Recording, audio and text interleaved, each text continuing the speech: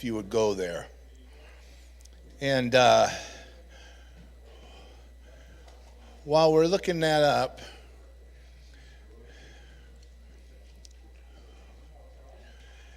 can we, hey, Jennifer, can you have everyone who's helping with lunch kind of stand where we can thank them? Can we just give it up for the lunch people here as they dart out of the room? You know, that's I think part of having a servant's heart is not living for the applause, right? But when you know that's coming, they all kind of dart out of the room. But thank you so much, Jennifer. Thank you for if you'd pass on our thanks to them, those who are out there and even down in the kitchen yet. Oh. Everybody get enough to eat?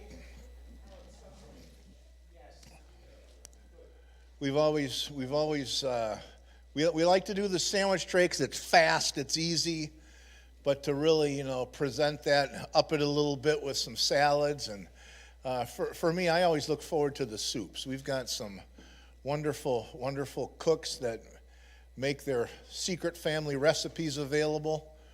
And so thank you for all that prepared things for us. Are you there yet, Jeremiah? As you have learned, we've had some preachers do some presentations, and they have definitely proven to us that they're preachers. They've done well on that. But I think I'd like us to maybe be challenged with a thought. I like to, hopefully maybe the Lord would expand our understanding of what a prophet is. And so many that grow up in modern Christianity, there aren't any longer any prophets and all that's been done away with, and we don't need it because we have the scripture and all that. Well, in the Old Testament they had the scripture too, and there was plenty of prophets running around. But the thing I'd like to challenge you with is that in the scripture, a prophet, his primary interactions are governmental. Prophets are more governmental than they are just religious.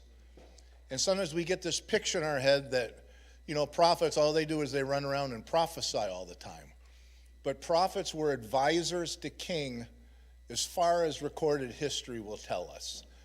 And they were men and women of insight.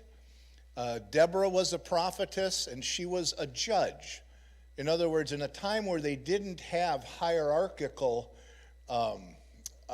government like kings and princes, God's chosen form of government was with judges. And Moses set up a system as a prophet. He set up the government for Israel. And he was a prophet.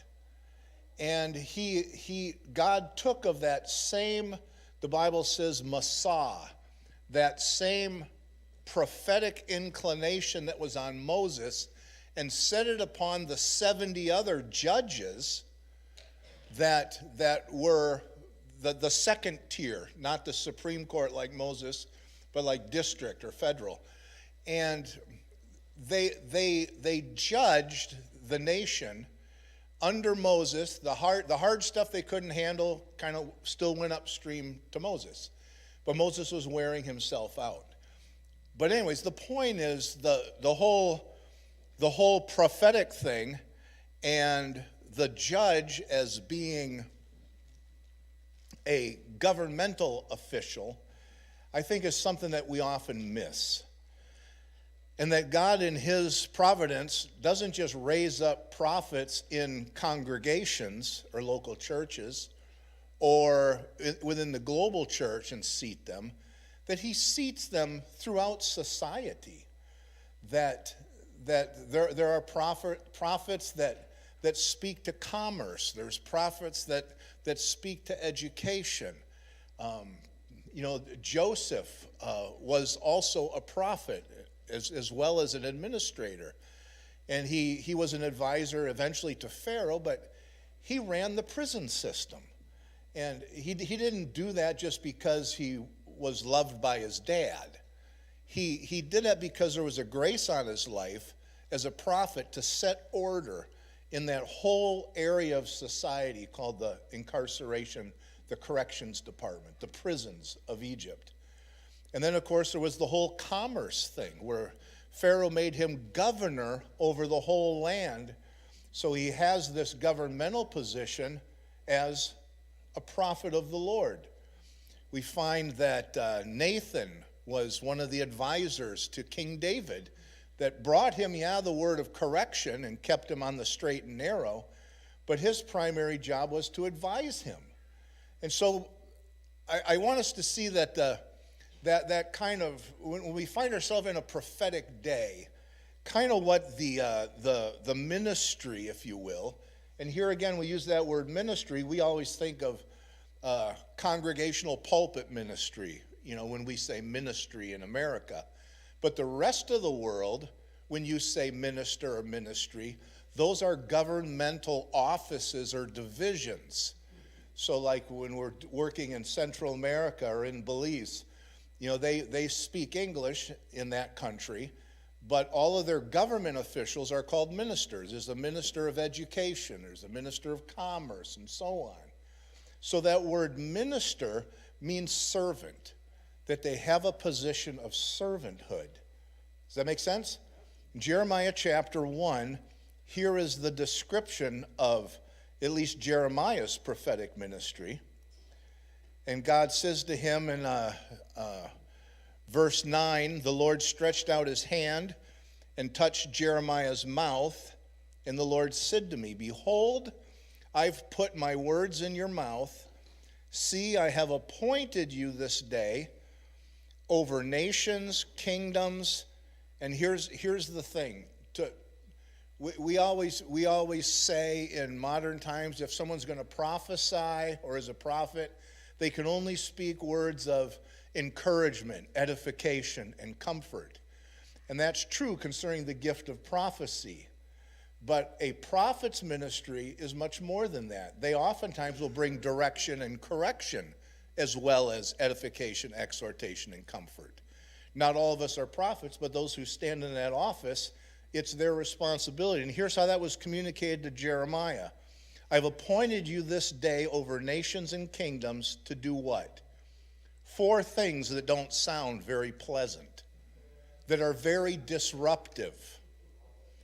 To pluck up, to break down, to destroy, to overthrow, and to build and to plant.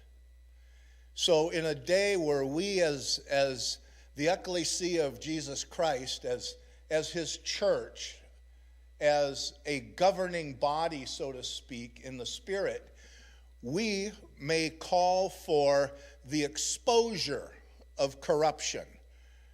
Well, that's what would we call that? That's a breaking down, a plucking up. Destroying means to eradicate. Paul says of our ministry, in an apostolic sense, is to break down, to tear down strongholds, ideologies, agendas, that we're to overthrow those with truth, with adjustment that points to Jesus as the King of the kingdom, amen, and not the wickedness or the deceitfulness of fallen man. But interesting that his prophetic office is defined as 4 things that are pretty disruptive. One is to build, and if you've ever been on a construction site, there's a whole lot of organization that needs to take place, a whole bunch of administration, counseling, advising, and to plant. In other words, seeds, seedlings, things that grow. So lay the groundwork for things to grow, preparatory things. And so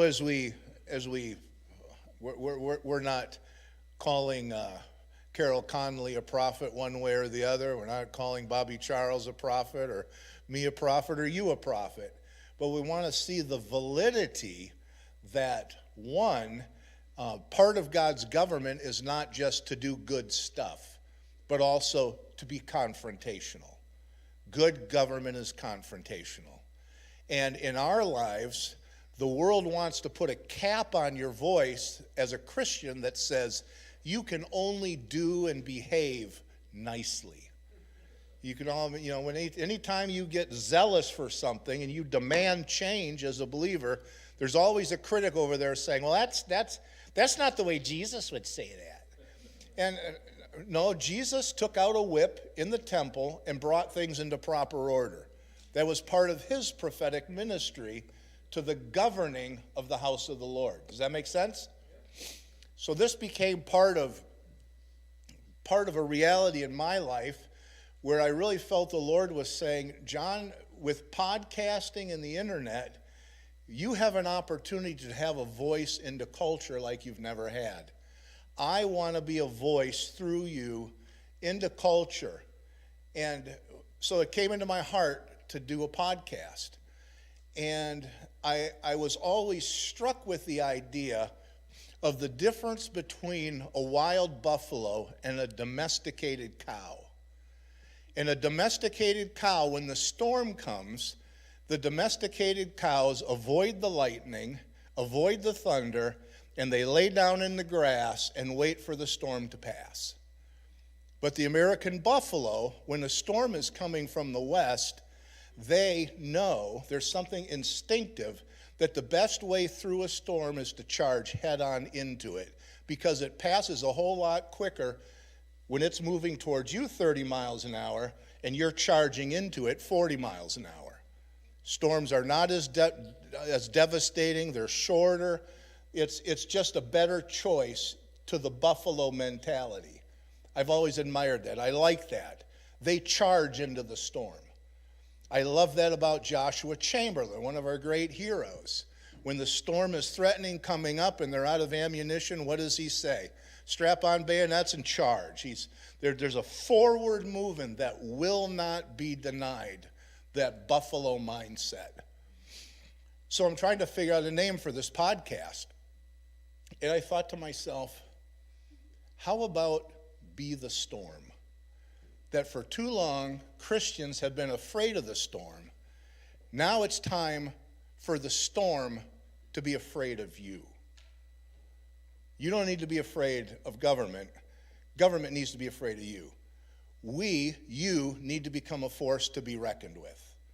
And so I chose the name Be the Storm for the podcast. And it's all about confronting the status quo and not being afraid to do that, to speak to issues that we all know are true, but so many people say, oh, you can't talk about that as a Christian because you're going to get criticized, or someone's not going to agree with you, or they're not going to want to walk with you because they think you're mean-spirited. So how can we be the storm, address the issues of society, thumb our nose at the status quo and saying, we don't worship the status quo, we worship the Lord. And he has certain standards and values that he's called us to live by and make decisions by. Amen? And so I thought, well, let's do this with humor. Let's do it with conversation. So if you ever tune into the podcast, and I'm not meaning to give you a commercial, but I guess I kind of am, Be the Storm. It's available on all the platforms. And it's conversations with people who are lighthearted, humorous, enjoyable, but we talk about the stuff that people don't want to talk about because as a Christian, you're not supposed to address that. That's mean.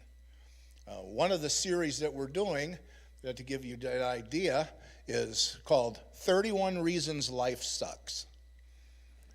Because people don't want to face the real reasons why their life stinks. And so we're just going to spell it out and tell you, this is why your life stinks. There's a commandment that says, honor your father and your mother. That might go well with you, and you'll live long on the earth. And if you don't, your life's going to suck.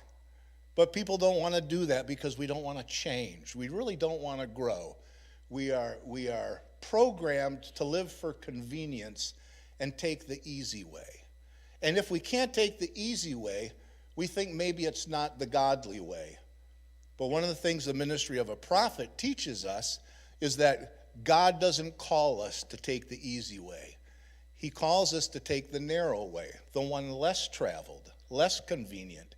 And that may very well be the way God's called us. So in this session, we wanted to have speakers Carol Conley has been director of the Christian Civic League since dinosaurs roamed the earth, I think. Carol, I'm not even sure anymore. And now he's handed that off to Nick Adolfson, who was with us yesterday, and we sure enjoyed him. And Bobby Charles, who is a candidate running for governor. And these guys have reputations that say, I want to be authentic, I want to be honest, I want to be truthful, and I'm going to take on issues head on. And so they're going to be our two primary speakers together this afternoon. Can we give a warm welcome to both Carol Conley and Bobby Charles?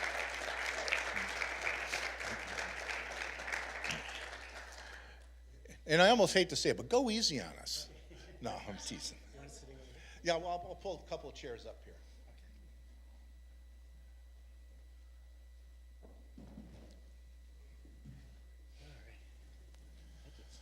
Now, you guys want to face each other like this, or you want to, link arms? Okay. Just don't kiss each other in front of us. Again. Yeah. Amen. Here's the other mic. Oh, Testing. There we go. Thank you. You ever have that problem where you can't find your glasses because they're on your head? Yeah. Yes. I was just looking for that mic over here. Well, thanks for, it's been a few years, participated in a number of these, but it's probably been pre-COVID since I've had the opportunity. But John asked if I would come down and talk about disruption and the role of government, and obviously something I've lived for the last couple decades. And then he asked, in the afternoon, we'd also like to have someone that has seen and understand the role of government from a biblical perspective, that has operated within the government, and would be able to, talk about, inspire you, give you examples of where that has maybe happened in the past, or what happens when Christians don't get involved, and so on. And I said, listen, I've been working with Bobby Charles's campaign, and I think Bobby would be great to do that. And I said, is it okay if a candidate comes, as long as we're not necessarily promoting the candidacy? And John said, absolutely. So I'm happy to introduce you guys to Bobby. I guess it was in 2018, something like that, I guess 8 years ago, not quite 8 years ago. I had a couple donors from the Christian Civic League that kept on saying, you need to meet this Bobby Charles guy. And I'd never heard of Bobby, and they probably mentioned it 3 or 4 times. I was really busy, and I've told Mike and Kathy this, just basically because they were friends, I agreed to meet with Bobby in a restaurant in Waterville. And I can tell you that Bobby's resume, we don't have time to go through all of it, but he served in the Reagan administration, he served in the first Bush administration, he served in W's administration, and has been involved in the federal government as a public servant his whole life, as a Navy intelligence officer, as someone has taken on tremendous projects in regard to, especially when it comes to international crime and drugs and those types of things, and the interaction between military and the government. And so I just thought he'd be great here. But in that circumstance, I was more than impressed with, having lunch with the Undersecretary of the, Secretary of State, Colin Powell. But more than that, these friends of mine said, would you, we're really hoping Bobby would consider running for governor. And I thought that was kind of far-fetched for someone I'd never heard of before. But I walked away thinking, I think this guy would be great for the state of Maine. Now, I just was talking to Owen afterwards. I can tell you, as someone that's been in the state a long time, I'm very thankful. We've got some talented people that are running for governor for the state of Maine. My choice is Bobby, but there's some other really good choices. But we all have got to come together. We've got to, the disruption that we're talking about here is basically reclaiming. And so when Bobby and I spoke for about day before yesterday for about 45 minutes, an hour, like what do we hope to accomplish? We want to inspire you. We know you're already here philosophically. You wouldn't be here in this room if you didn't think that you as a Christian, God is calling upon you to do something in regard to this disruption. And I'm glad you're addressing all the other issues, because government is not the end all, but it is clearly here. And so our goal is to give you ammunition and inspiration, because you're already convinced. We assume that. We're operating under that assumption. So, Bobby, I guess the first thing I would want to say, when we talked yesterday, sometimes in conservative circles and sometimes in extreme liberal circles, and I hate to use those labels, but for efficiency's sake, we'll use that. But even amongst conservative, I watch on Facebook, some people think government's like a bad thing. You know, anarchists and things like that. And there's some conservatives that communicate on Facebook that you think government itself is bad. So as someone that has served in the government for so long, as a public servant in the military, and what is your perspective in regard to the role of government as someone also who follows biblical principles and proclaims Christ? What is your perspective as far as God's ordination of government? Yeah, that's a big question. So first, it's great to meet you all, and I look forward to questions from you as well, not just Carol. Yeah, I'm trying to bump him a little bit. Yeah, so, you know, I mean, render unto Caesar what is Caesar's, right? There is a role for government, and actually there is a moral role for government. And I'm a big fan of our founders, who actually were virtually all Christian. And something forgotten, the principles on which this country was founded were Christian principles. If, as John Adams said, if we ever fail to be, well, de Tocqueville said, if we ever fail to be good, we will lose the ability to be great. But Adams is the one that said, you know, moral leadership is the centerpiece of it. If we are not a moral people, we can never have a moral republic. It just doesn't add up. So, you know, my life, I'll be circuitous and come back to the answer to that question. But, you know, I didn't grow up thinking government was the answer to anything, to be honest. I mean, I grew up, I started working at 12. I worked over the course of the next 5, 6 years, I think 7, with World War II vets, building houses and doing things, learning hard work, do always the hard thing. When you're asked to step up, step up. My mother was the one that really embedded that in the 4 of us kids. And what does that mean? It means, you know, I was an Eagle Scout at 13, but, you know, if somebody needs to clean the latrine and they're looking for volunteers, put your hand up and say, I'll do it. And that is the only way you grow.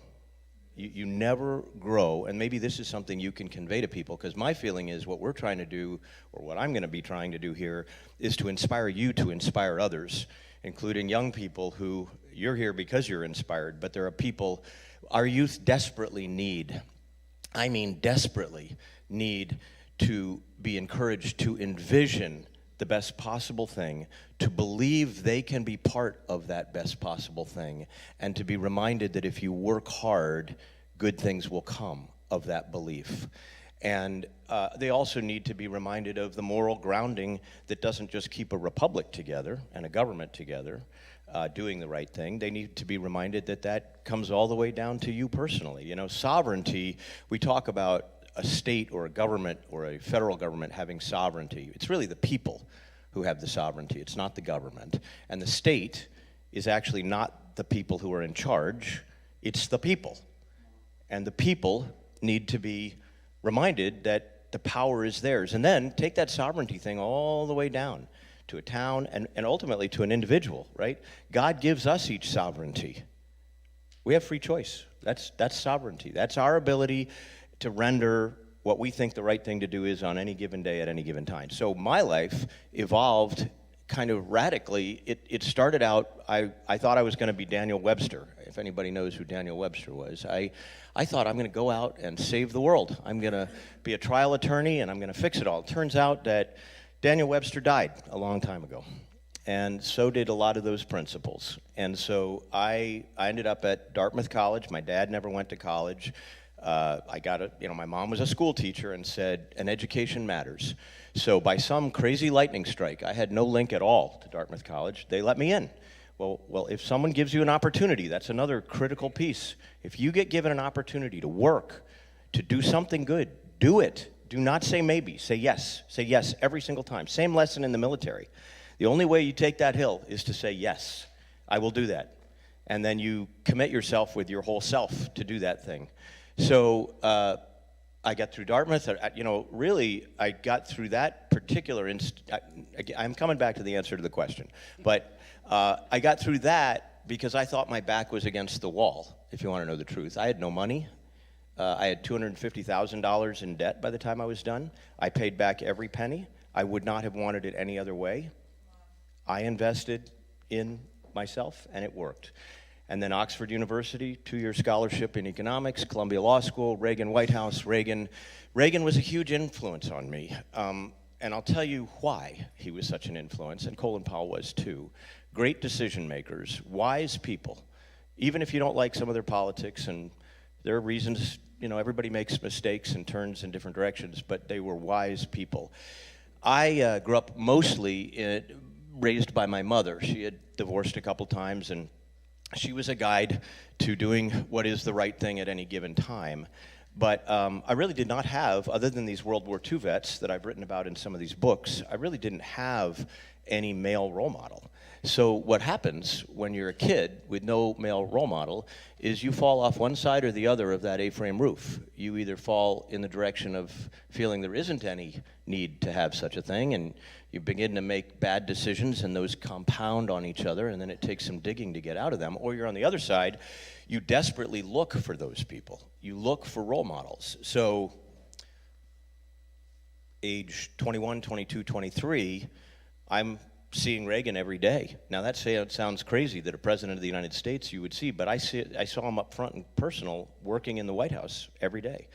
And there are funny stories about that too, but I'll get to them later. But because if you're a wide-eyed kid coming out of rural Maine and you're in a Reagan White House, you first of all, I had no idea I was in an epic place in an epic time. I had no idea at all. It's like you don't know. You want to be the storm, but sometimes you don't realize you're even in a storm.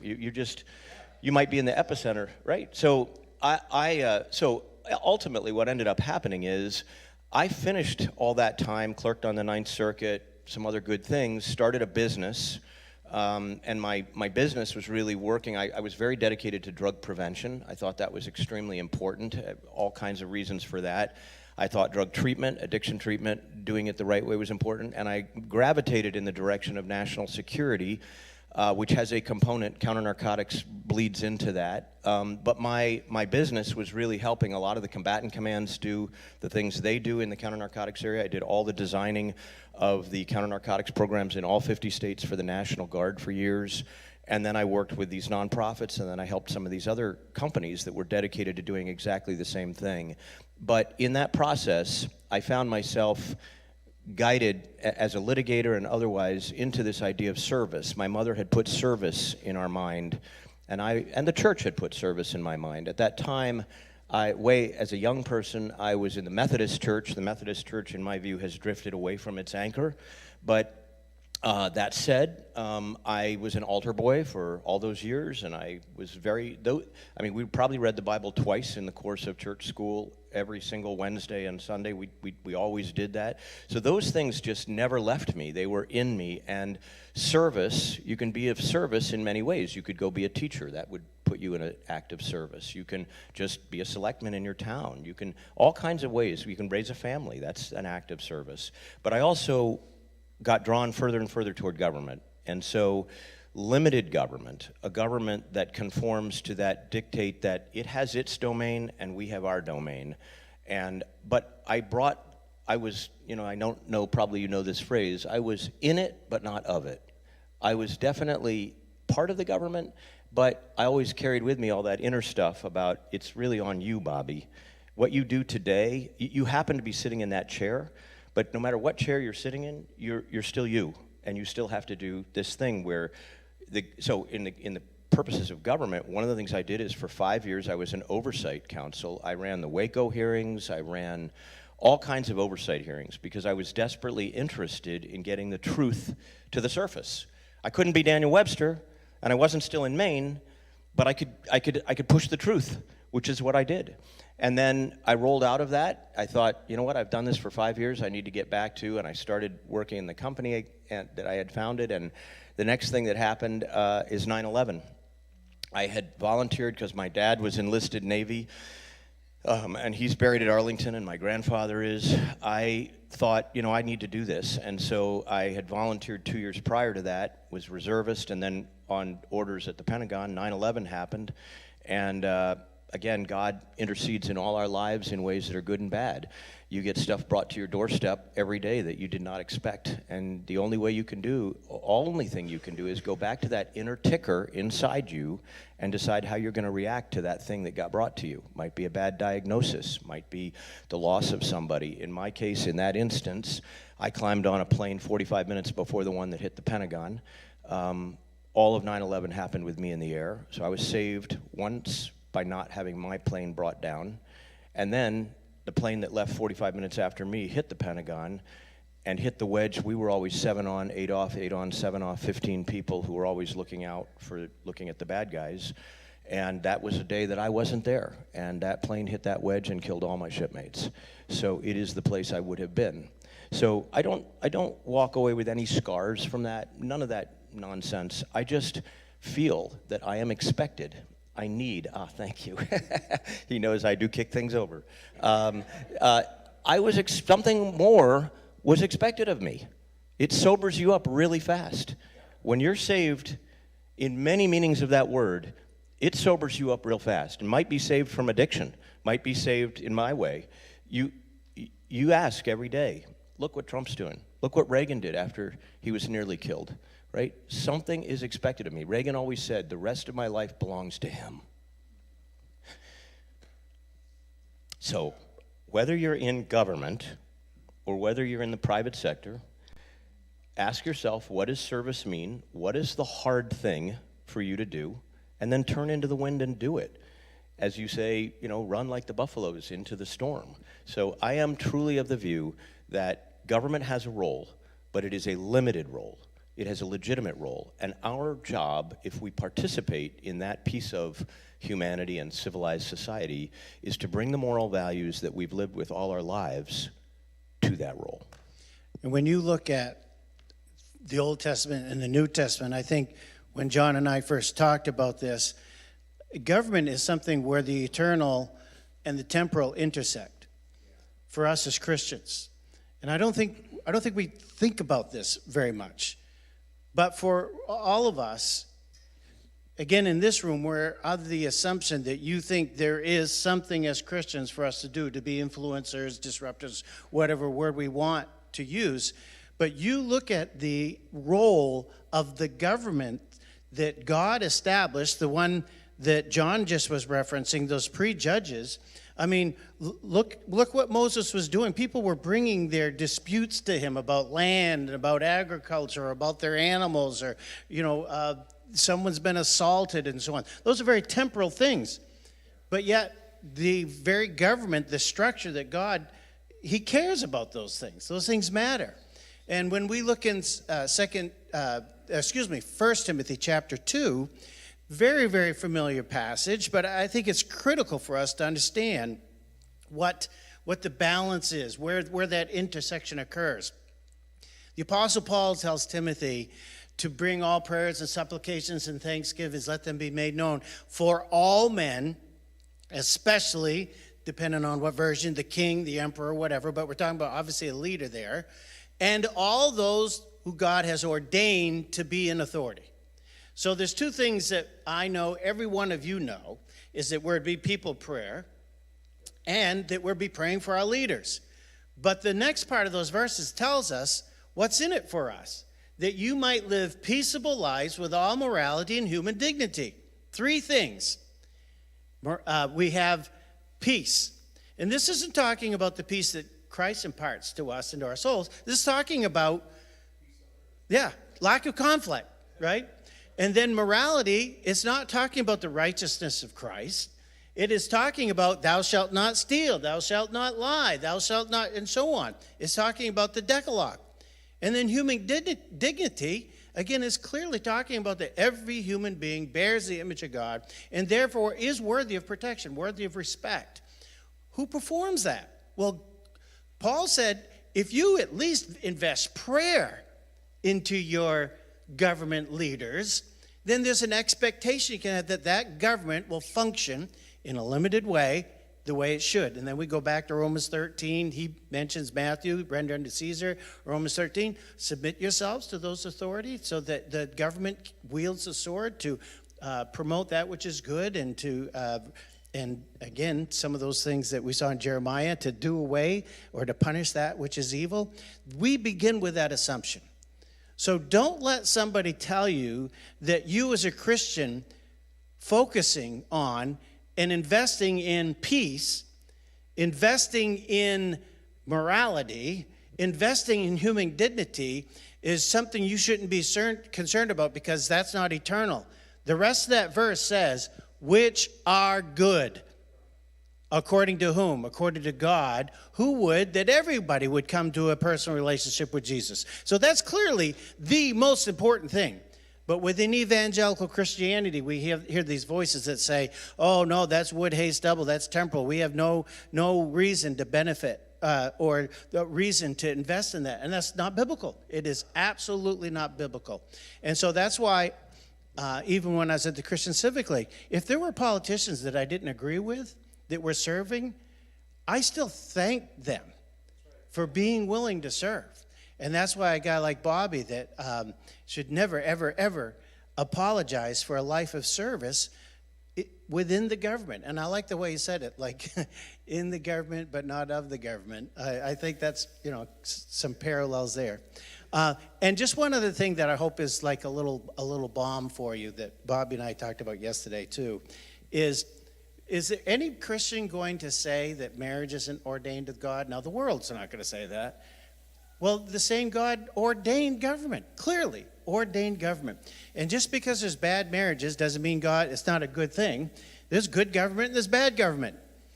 And so our role, because we love our neighbors, is to invest in and be part of, be the influencer with that.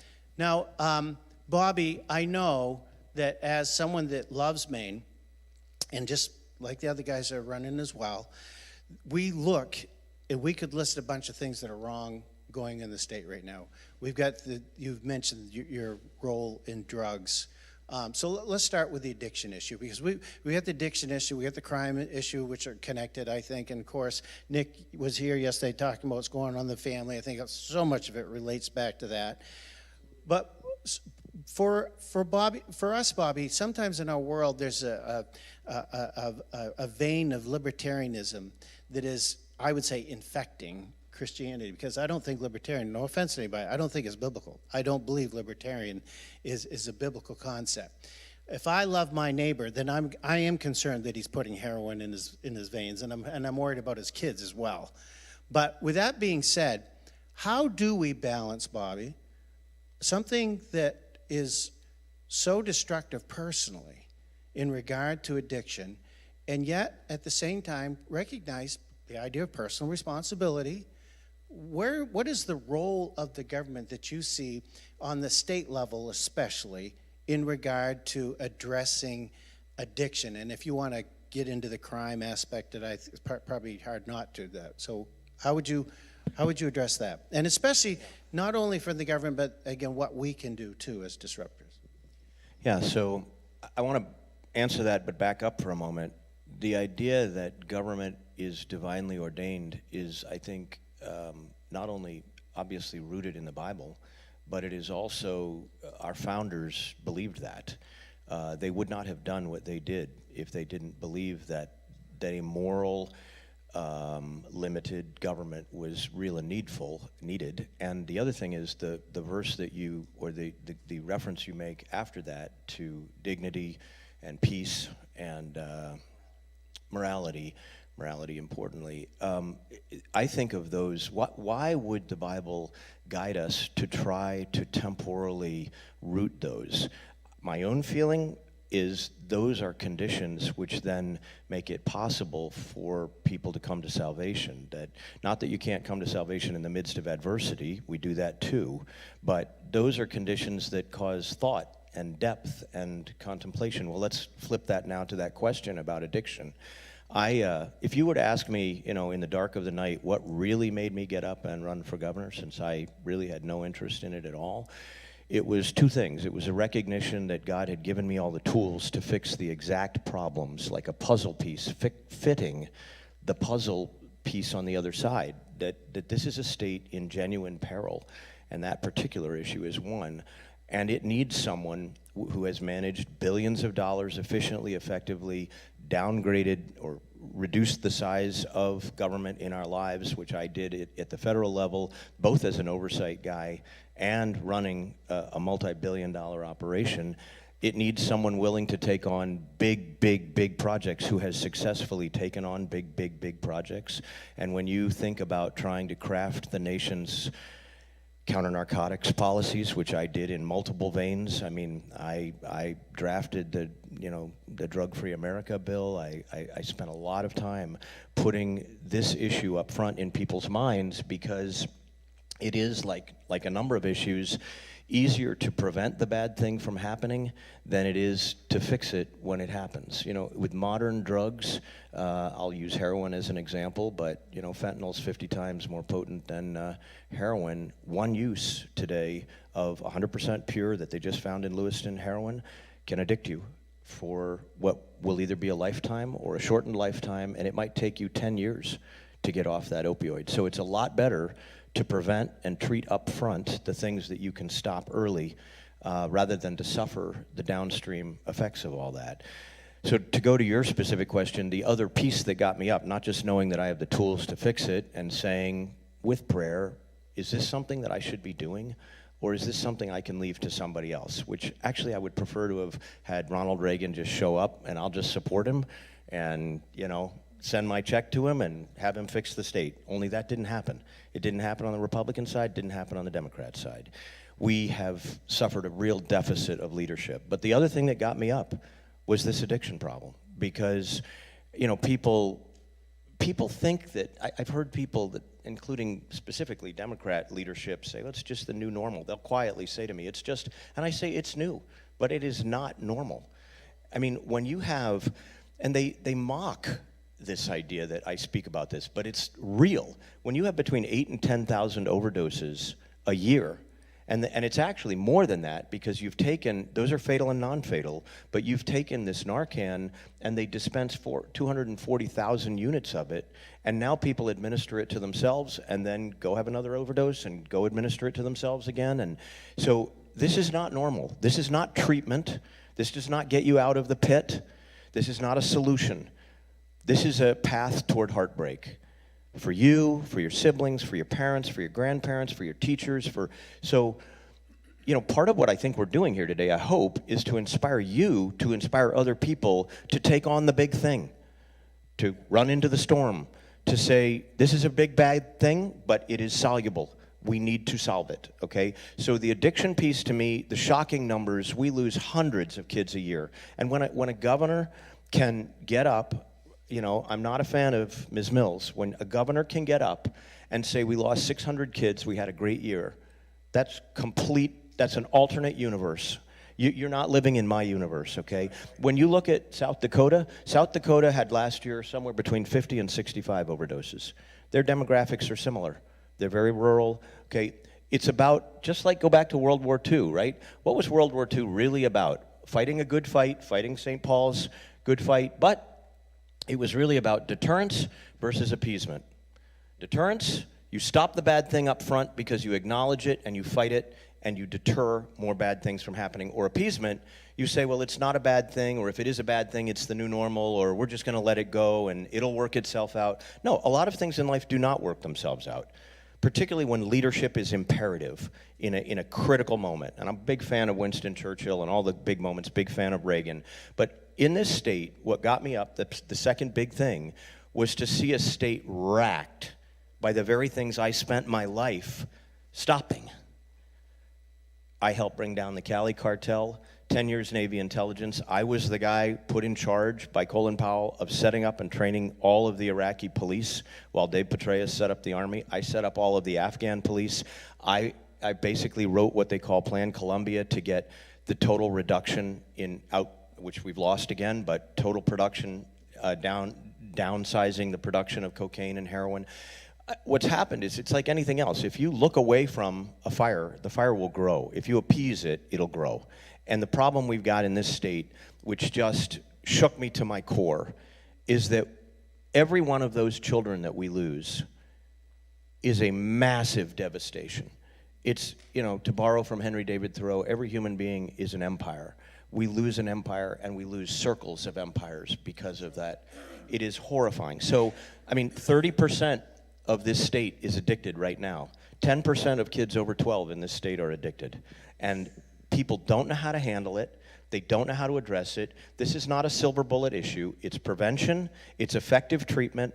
It's not giving away 3.7 million needles. So you have to watch out. Portland just did some sort of a memo to their Portland council saying, don't let your kids play in snowbanks around the post offices because we've got needles out there. Yeah, right. No, that's wrong, okay? That's not the solution to the problem. That's a George Soros funded, just like our newspapers, that's a George Soros funded, anarchistic, semi-libertarian, but basically immoral, not just amoral, immoral. It's giving up. It's surrendering. Surrendering. Right. So there are other big issues. I say cut taxes, which means bring the spending, the wasteful spending, way down. I've done this all my life. I did this at the federal level.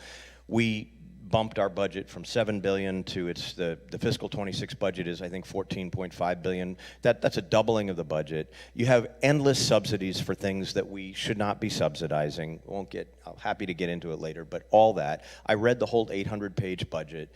There's plenty to be cut in there to dramatically roll back the mandates, the unfunded mandates on the towns and counties so that property taxes can be cut, I'll say realistically by 30 or 40%. You also use the power of the state, which gives 55% of all the money for education, not only to fix and get the woke out of the schools, which you can do pretty rapidly as a governor, but because that's in your domain, but you also, by rolling these mandates back, you use the leverage of the governor, for example, to say, if you have a massive increase in assessments, you need to proportionately, I can't do this with one microphone, but you need to proportionately reduce the mill rate so that you just don't wake up one morning as a selectman or a mayor and go, wow, I got a whole lot more money, I can spend it. No, that's money that people don't have, and you're spending it on things they don't want and you can't afford. So, unfortunately, the biggest piece of all of this is getting the cost of living down.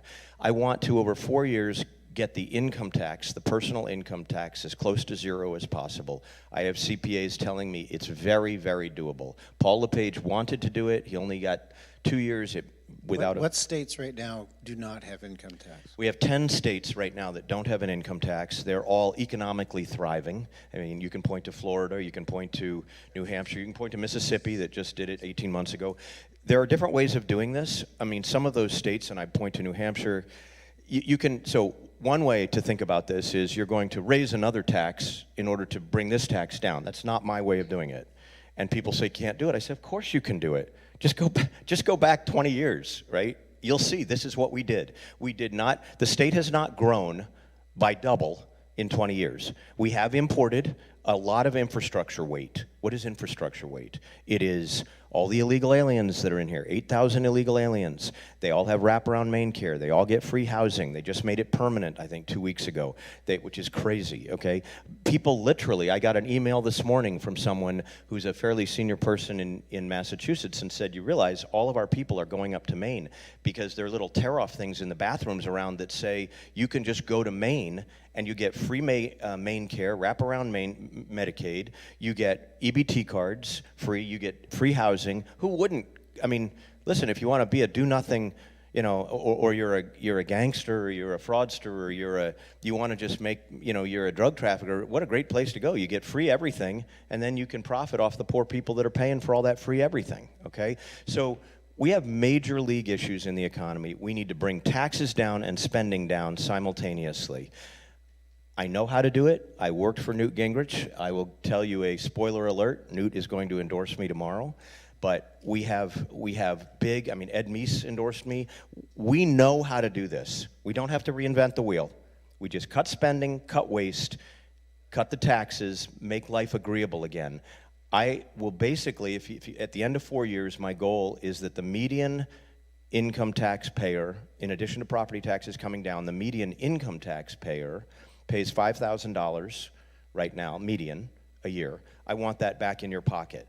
And one of my degrees is economics, and one of the most incredible things, all the way back to Adam Smith, is that if you leave $1 in the private sector, it bounces 16 times. If you give it, I mean, maybe it's 16, maybe it's 18, maybe it's 14, I don't know, but that's what they say. You put it in the government, you buy a little piece of a bureaucrat who will push a piece of paper, okay? If we leave that money, which amounts to about $3 billion in the private sector, this economy will explode. And two huge things will happen if we do that in tandem with property tax exemptions, particularly for seniors. Seniors will no longer live in a state of constant anxiety about whether they can keep their house. And by the way, we can fix the main care system so that they get all the benefit of that $500 million that has been swept off into all these bogus nonprofits trying to buy Democrat votes. And the second thing that will happen by bringing those taxes down is that young people will stay in this state, because the median income, I have 2 kids that are grown, they don't live in the state, the median monthly income for those under the age of 35 is $200 below median monthly rental. Where's the American dream if you can't rent and put some money aside to build or buy later? They go to another state because other states have this. Kentucky, Texas, you know, even New Hampshire, Florida. So number one is the economy, cut taxes. Number two is this addiction problem, which is a cascading into assaults, domestic violence. Do you know that we had 14,000 domestic violence incidents last year in this state? Now, they might range broadly, but a lot of that, and I think the number is something like 75%, is tied back to poly drug use or addiction. So they're all linked together, right? You can either get on this vicious cycle that we're on, or you can get on a virtuous cycle. And we know it can be done because there are other places that do it, and we used to do it. And then the last thing is to get our schools back under control and get this Medicaid fraud out.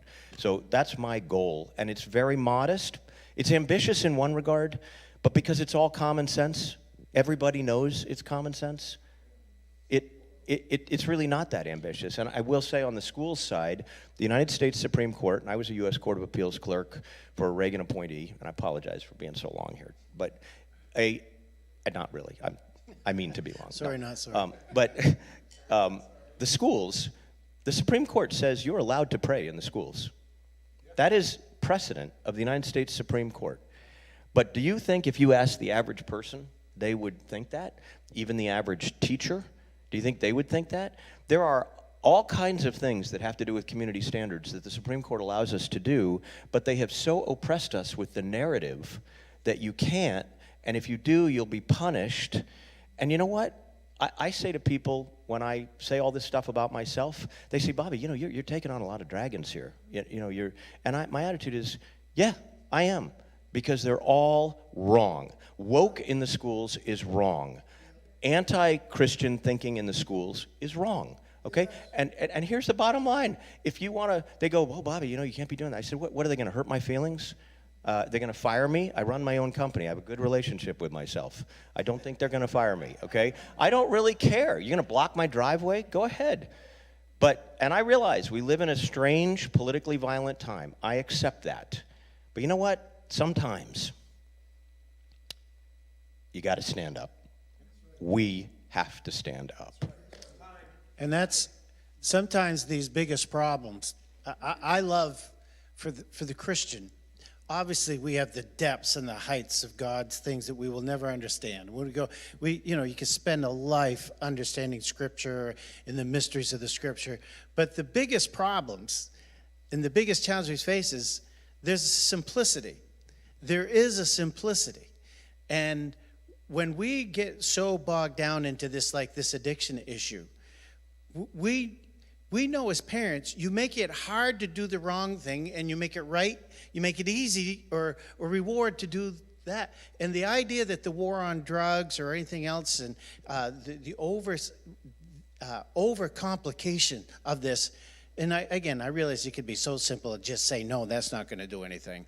But to actually invest in prohibition of this and protecting our children, don't let anybody convince you that that's not going to work. That's the only thing that's going to work. And I know Bobby, too, and as well as, and you folks are well aware of this, that when we look at these drug treatment centers, the post, when it's already happened in someone's life, you know that the faith-based, the Christian treatment centers have such a higher success rate than the others. And again, we know why that is. Because, first of all, they're not just stopping doing something, they're going to something instead of just away something, but it's also based on prohibition, that you can't do this. Your body was not intended to do this. Secondly, the idea, again, where the temporal and the eternal come together, for the person that's going to say, well, just if we pray about this, if we just pray about this, if we just pray about this, I want to give you an example in the Old Testament. And again, that's why I'm hoping maybe you could walk away with a couple of things. When someone tries to intimidate you or bully you with this pious foolishness. You remember when Elisha went into the city because there was a famine? And he went into the widow's house, and she basically had told her son that the prophet was coming, so prepare the last bit of cakes that we have and a little bit of oil, and then had that wonderful, very positive outlook that we'll eat it, then we'll die. And you remember that the prophet, what did the prophet tell the son to do? Do you remember what the task that he gave him to do? Go gather all the jars. And he went and gathered the jars, and then supernaturally, through the prophet, and obviously God, filled those jars up with oil. And the implication is like they never had want again in regard to that specific, need in their lives. Well, couldn't have God made the jars? I mean, if he could make the oil, he could make the jars. He has told us to collect the jars. And that's the very thing that within our government, we've got this role of the government is going to do it or someone else is going to run or whatever. We're not collecting the jars. We're not doing, I'm not saying they're easy things, but the simple things. Sometimes simple things are still hard, but at least we know what the solution is and we're dedicated to it, and with God's help, we can do it. I want to give you another quick example, something that just happened. I didn't even tell Bobby about this, but I just had a pastor call me. They want to rent their school in Newport for the new church that's being planted there, and they got a letter from the superintendent. Hey, love the things you're doing and so on, but this is a matter of church and state, and we can't rent the school out to any religious organization. So he sent me the letter. I go, what do you think about this? I go, it's illegal. They can't do that. And you know what? That pastor is going to, in a civil, polite, respectful way, reach out to an organization, I told him, and they will be getting a letter. They just didn't fall back and say, oh, we don't want them to think badly of us. No, I'm not saying that they went in and hung the superintendent in effigy or wrote something nasty on Facebook, because I don't think that accomplishes anything either.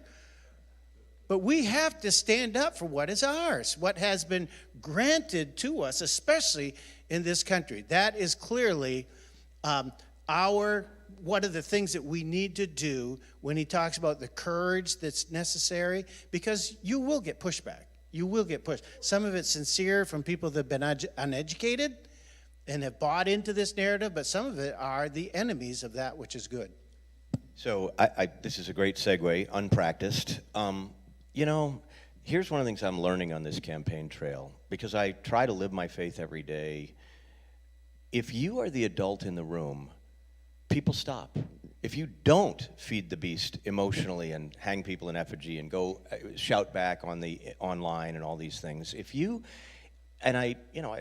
Charlie Kirk comes to mind. I mean, if you are the adult in the room, it causes, like a magnet, shards of metal to come to you. And we all have that power. You can have, in fact, I sort of relish it sometimes. I don't know if you saw this little conversation I had with Troy Jackson, but, go ahead, shout all the things you want at me. Go ahead. Call me a racist. Call me all these terrible things you want to call me. And then I will calmly unpack that, bless you. I will calmly unpack that, and I will show you that there's a reasoned, not an emotional, but a reasoned answer to these things. And biblical references, when you grow up with them, are great, because that's a treasure trove of wisdom right there. But two other quick things. One, Winston Churchill, to your point about everything is simple, one of the great quotes of Winston Churchill, he said, "All great things are simple, and most can be expressed in a single word: freedom, justice, honor, duty, mercy, hope." Now, what's that? Say it again. Yes, Winston Churchill said, "All great things are simple, and most can be expressed in a single word: freedom, justice, honor, duty, mercy, hope." And I will add, although he didn't put this in that list, he spent a lot of time talking about courage, and that courage is the first of all attributes because all others depend upon it. And so I say to you, we have the power, I would even say in this room, and you might look at yourself and go, no, not me, or, I'm telling you right now, in 1765, 9 men got together under a tree that they later called the Liberty Tree, and we later called them the Sons of Liberty. And they said, you know what? Things are going to pieces. They're taking away our freedom. It's going to get worse, and we need to stop it. And 11 years later, you have Thomas Jefferson penning the Declaration. And 7 years after the war begins, it ends, and we have this thing that we're calling America. And today, and when people tell you it can't be done, or that's too big a problem, or it's a new normal, you just have to shake yourself first and then shake them with the truth and say that's actually not so. I love it when people come at me and say, because one of the accidents of my life is I'm kind of like Forrest Gump. I bumped into all these people and things that were so special, and they all validate the stuff I grew up with, right? And so people hate it when you say America's exceptional. And by the way, why are we exceptional? Because we had a biblical founding. Okay, that is why, those values are why we're exceptional. We are risk takers with faith.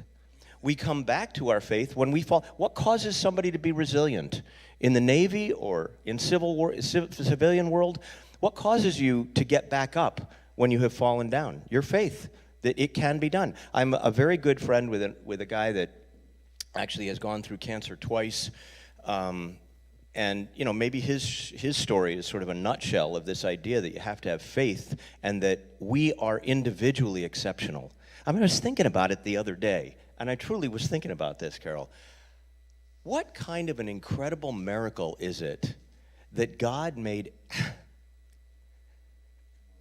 every human being unique? How unbelievable is that? He vested us all with uniqueness, and he expected something of us, that we use those gifts, which are all different, to do that great thing we're supposed to do. Well, this is what the Founding Fathers, they realized, you know what? We're in a time when, and they were scholars. They had read, never mind the Magna Carta and the Bible. Most of them lived on those things, the old philosophers and the Bible. Abraham Lincoln, when he educated himself as a lawyer, basically his 2 big things were the founding documents and the Bible. That's why so many of the stories he tells are biblical in orientation. Those were the guiding principles. And now ratchet that up or accelerate that or fast forward that to now, and people say, we're not exceptional, we're just like everybody. I said, no, we're not only exceptional at our founding, and in the 1830s when de Tocqueville came and said, he used that word exceptional. It's not us who invented that word. He said these people are exceptional. They have these qualities that we don't have in Europe. They take risks. They throw everything at it. The churches, he specifically pointed to the churches. And he said they have a deep faith that is rooted in these associations and in these churches that, and he said they are, they're an unusual people because they resolve their differences in the uncomfortable face-to-face. We have a problem? We got a little problem here with Robert Frost and that wall makes good fences make good neighbors. Yeah, we got a problem. We fix it and we carry on because we have this understanding of God's grace and faith in us and in you. I treat you the same way because he has the same faith in you.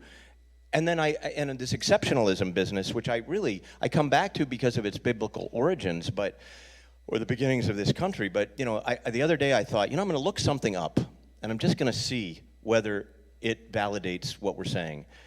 The United States of America, as of about a month ago, 3 weeks ago, has earned 425 Nobel Prizes in medicine and physics and literature. How many do you think communist China has earned? 9. 425, 9, okay? We are a people who get up every day with the idea of this is what we used to be, and it's what we have to be again. It's what you have to infuse into people. If you can hope on it, and I come back to this same idea, if you can envision it, imagination, imagination can be good and bad. Bad imagination puts you in this what ifs and anxiety and all that. Cut that off with your faith, and then look to the good imagination and ask yourself, what could I do? And particularly in the context of service, I do this sometimes. I fall asleep at night because it makes me fall asleep happy. I fall asleep at night thinking, what can I do tomorrow for somebody who I know, older people, or of course I'm older people now, but people, what can I do for kids, or what could I do tomorrow that will give me purpose in my day? And then I go, yep, sound asleep. I got something I'm thinking about doing, right? So envision it, imagine it, then believe it can be you. I tell this to kids, like you just saw the Winter Olympics, you saw these downhill skiers, right? The first thing you do is you say, wow, that is so cool. Wouldn't it be cool to do that? Boy, those are special people. Then you go, then I said, well, what if, then you said, maybe that could be me. Maybe I could do that. Maybe I could do that. I think I could do that. People are going to call you crazy when you say you could do that. But maybe you could do that. Maybe you could build a church. Maybe you could build a school. Maybe you could start a business. People are going to call you crazy. Let them call you crazy.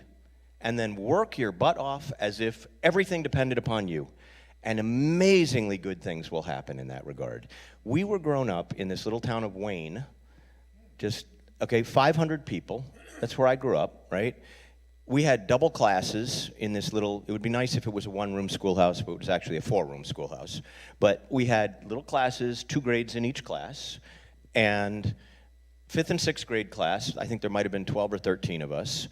Every one of us was told in Boy Scouts, we did NRA training, we wanted later, soon enough, we wanted to get our driver's permits. Be responsible, dream of something, go make something of yourself. What you get out is what you put in. All these little adages that were basically the American dream made real for us in that little 6th grade, 5th grade, 6th grade class. And I'll tell you a little funny story. The kids in that class, they didn't have perfect lives. We've all suffered our various adversities. There's not a human life that doesn't. But we all kept that thing inside that they gave us. One guy was not a good student. He was not good at math. He was not good at a lot of stuff, but he loved the outdoors. He loved to hunt. At the age of 12, he was hunting. He got his first deer. He got it with 7 shots. We thought that was way better than 1 shot. Wow, man, John, that's incredible. We thought he was like a junior Clint Eastwood, right with us here, and he actually wrestled the deer in a stream, which don't ever do that. That's a very bad idea. Then he broke the stock over his head, but at the end of the day, it was a very exciting story. You know what John is today? John is a master Maine guide who helped start Wounded Warriors. That's John. Bubba, anybody have a Bubba in your class? Okay, so the distinguishing feature of a class clown or a Bubba is that they're very smart and they do not apply themselves. You can't be funny without being smart, right? But they don't apply themselves. So he, after high school, he didn't know what he was going to do with himself. And maybe the greatest thing that he had was an inner ticker that said, I'm not mature, I don't know what I'm going to do with myself. He joined the Air Force, enlisted. 7 years in, so he was 24 and a half, he went to his commanding officer. One of these little kids in this little Wayne Elementary School went to his commanding officer, said, he had been a grease monkey up at Plattsburgh for about, 7 years. And he said, what would it take to fly one of these things? And his commanding officer laughed him out of the office, said, you blew that chance. You never got a college education, and you can't fly without straight A's in a meaningful subject And you have to have a 4-year degree, and the drop dead date is your birthday in your 27th year, and you're 24 and a half. So, don't tell a Bubba he can't do something. This is a great lesson of life.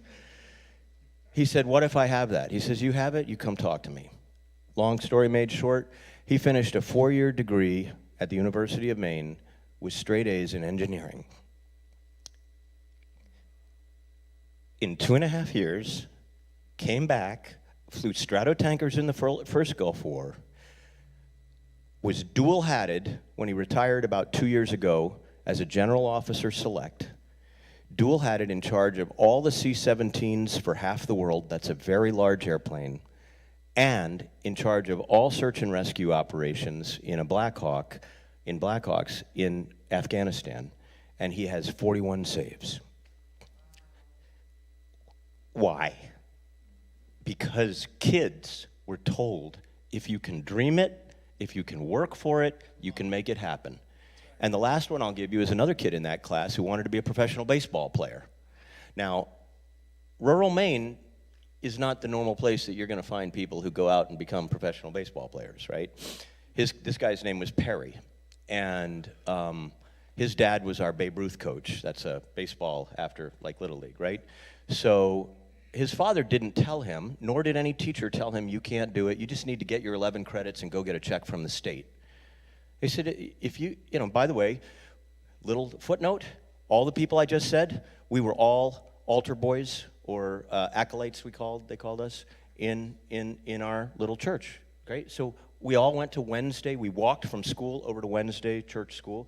These values were deeply rooted in us. So Perry his dad didn't say no. He said, you want to be a professional baseball player? You know, this is back in the days when we would put a transistor radio under our ear and listen to Enrico Petrocelli or Yaz, you know, hit a home run, and we all thought, God, that's an amazing thing. We need to go do that, or Perry did. He said, you're just going to have to work for it. If that's what you want to do, you're going to have to work for it. So what did Perry do? He was throwing a ball at the side of a house in the middle of the night and working. Now, it doesn't always happen that the thing that you wanted to have happen is the thing that happens, because, you know, God knocks on your door sometimes and says, you might think you're cut out for that, but actually you're cut out for this, right? So he went to the University of Maine. He was a shortstop, unbelievable batting average. You don't have batting averages like 450 and 500. Those do not exist, okay? But this kid, unbelievable. He had one flaw that was large, however, and that was he was impatient. He'd tell you this himself. He could not sit on the bench. He had to be in the game. And it just ate him up when he was sitting on the bench, because he was a great player. He was a great player. He was one of the best players of his era. And the coach said to him, Perry, you're on a team. And the way teams work is that you have to sit on a bench sometimes while someone else gets, you know. But he was a performer who, so long story made short, he finished, did not become a baseball player. He joined the United States Marine Corps, and he is today a highly decorated F-18 fighter pilot.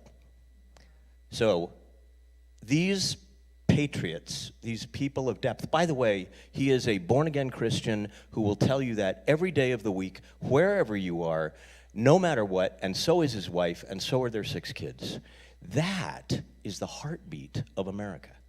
And that was the heartbeat of Maine. And here's the good news. We can get it back. If a governor models this and brings people around him and brings young people up into the government that are people like this, the Turning Point Group, we can turn this whole thing around. History doesn't stop. Amen. And I would say, Terry and I were watching a movie the other night, and it was a very, very positive story about athletes during the Stockholm Olympics. And as I watched it, it was about Americana. It was about wholesomeness. It was about a young man that wouldn't use bad language. Other people were using language and stuff like that. And I actually watched that movie and I go, you know what? I'm jaded. for a moment I go, this is kind of hokey. But it wasn't hokey, it was wholesome. It was good. It was well done. But we've got a generation of young people that would laugh at the stories of where people have dedicated themselves by hard work and recognizing whether they succeed or not is going to depend upon what they do, and never escaping, especially Christians, the responsibility that we have to those that are around us to love them and to support them and so on. Don't let people intimidate you. And by the way, recognize your own jadedness. Recognize how you've been touched by this.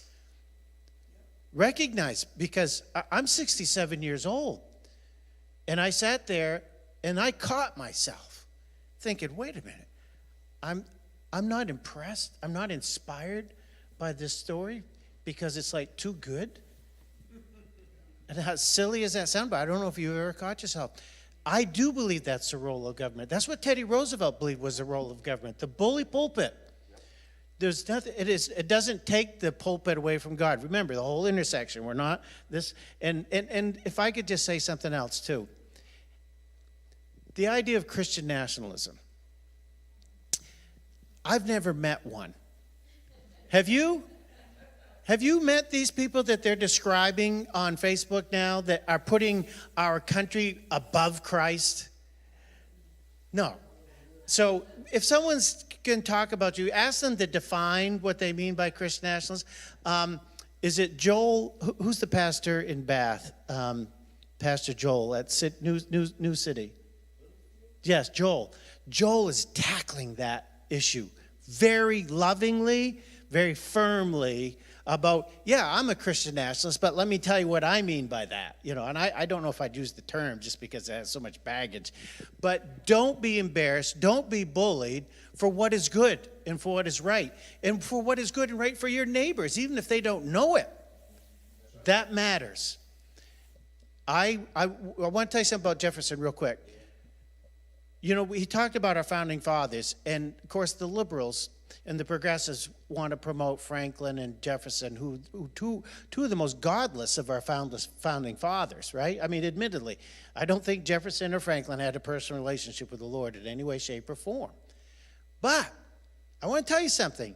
Last week, Bobby and I coincidentally were in D.C. at the same time, but last Wednesday, I got a personal tour of the Capitol. And when I was standing in the Capitol, we were actually under the dome, and our guide told us how they used to have church services just before the War of 1812, regularly in there. Do you know who ordered those church services every Sunday to be there? Thomas Jefferson. And he commissioned the Marine Band to be the praise and worship team. So one of our most godless founding fathers that we have, and I'm thankful for Jefferson, but let's not pretend that he was a born-again Christian. But even he, if you think that our founding fathers meant by separation of church and state, he's the one that penned those words, by the way, in the Danbury letter to the Danbury Connecticut's, that we would be divorced from the morality and the righteousness that is exalted in the Bible. That's just an outright lie. Now, if we want to make the argument whether that's good for us now or whatever, okay, let's have that discussion. But don't tell me that our founding fathers expected us to be, but the separation of church and state meant to be divorced from any religiosity or morality specifically taught in the Bible. Yeah, and actually with Jefferson, so one of the great things, if you spend enough time studying things, you wander through all kinds of material. I've read almost every letter Jefferson ever wrote. And interestingly, I just think he was more of a confused person on this issue. I think he was a morally hopeful. Certainly wasn't an atheist. No. A deist. I mean, they describe him as a deist, but if you read his letters, he talks about his wife being in heaven, his wife who died, and his children. He lost at least one, if not two children. So only point I would make there is, all the rest of the founding fathers, I particularly, it's interesting, there are no monuments to John Adams. And I've always wondered, I think he was a prickly guy, but he was a very, very, and of course he went against the grain on things like defending the massacre, the Boston Massacre. He was right, and he won, by the way. But he was a very morally grounded guy. And and a deeply so. But I'll tell you what I wanted to jump to is the modern moment for a moment, or as close to it as I have gotten. Thank you. Just a couple of little stories about Ronald Reagan, because he personifies a lot of what we're talking about here, which is standing up when everybody tells you you're crazy. And I want to take you back in time for a minute. Two little teeny short stories, and one that's very inspirational about who Ronald Reagan was. Short story number one is when a Maine kid who grows up in a little town of 500 and doesn't really have any, it was all just theoretical to me. We were taught the Constitution, the Bill of Rights, but it was theoretical. And then I get down to Washington on a just a freak thing. At the age of 21, 22, 23, I work in the Reagan White House, and I will tell you, I looked around for Maine people there, and I could not find many. It was an era in which Margaret Chase Smith had just rolled out. You had Ed Muskie, I think, had ended his career as a Secretary of State under Carter, and you had, I think, Bill Cohen was a senator at that point. But basically, in the White House, I couldn't find anybody. So one day, I'm sitting there. This just goes to show you gotta keep your eyes wide open. My eyes were like saucers. Everything I saw, I was just soaking up, because this was real stuff, Even though I had no idea Reagan was going to become Reagan, but nevertheless, I thought it was amazing. So one day I see these guys coming through the front gates. This is all pre-9/11, with skis over their shoulders. They're just holding them coming in, and it was as close as I could get to Maine, because we used to, a Sugarloaf used to be a $15 ski ticket. I mean, it sounds crazy, but we would pile in a bunch of kids and go up and ski at Sugarloaf and rent some skis and do that. And anyway, I see these guys and have a case, and they're got their skis in the case, and I said to a guy that I was working with off Office of Policy Development, he was from Arkansas, and so skiing wasn't a particularly big thing for him. But I said to him, "Look at that! These guys, it's like me. That's like I used to do that. I used to carry my skis in like that." And he goes, "Bobby, what are you talking about?" And I said, "The guys that just came in there and went in the West Wing door there, with the skis." He goes, "Bobby, those are not skis. Those are sniper rifles." I'm like, knock me over with a feather. They're what? So the kid from Maine got an education slowly, but there were other aspects to that education, and one is that Ronald Reagan was a very Christian man. Okay, I saw him often. And one day, I was a nothing burger. I was just a young kid working in this environment, but I was soaking it up.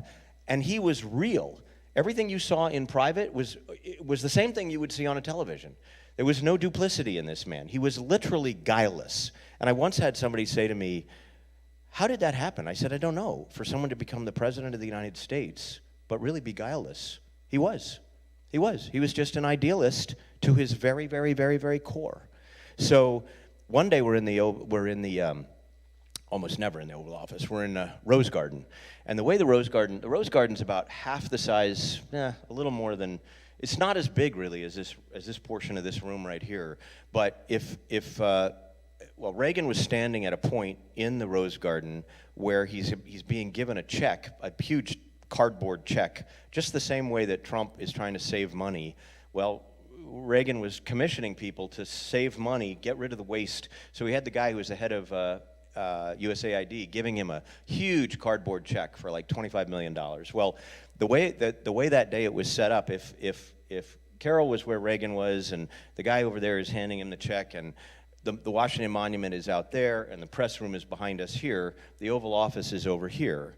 And there's actually French doors that open from the Oval Office onto the Rose Garden. So he gets this check, and there was a reporter back in those days named Sam Donaldson, kind of an ugly burger. I mean, this guy was always unpleasant. I don't know what his problem was, but he was always unpleasant.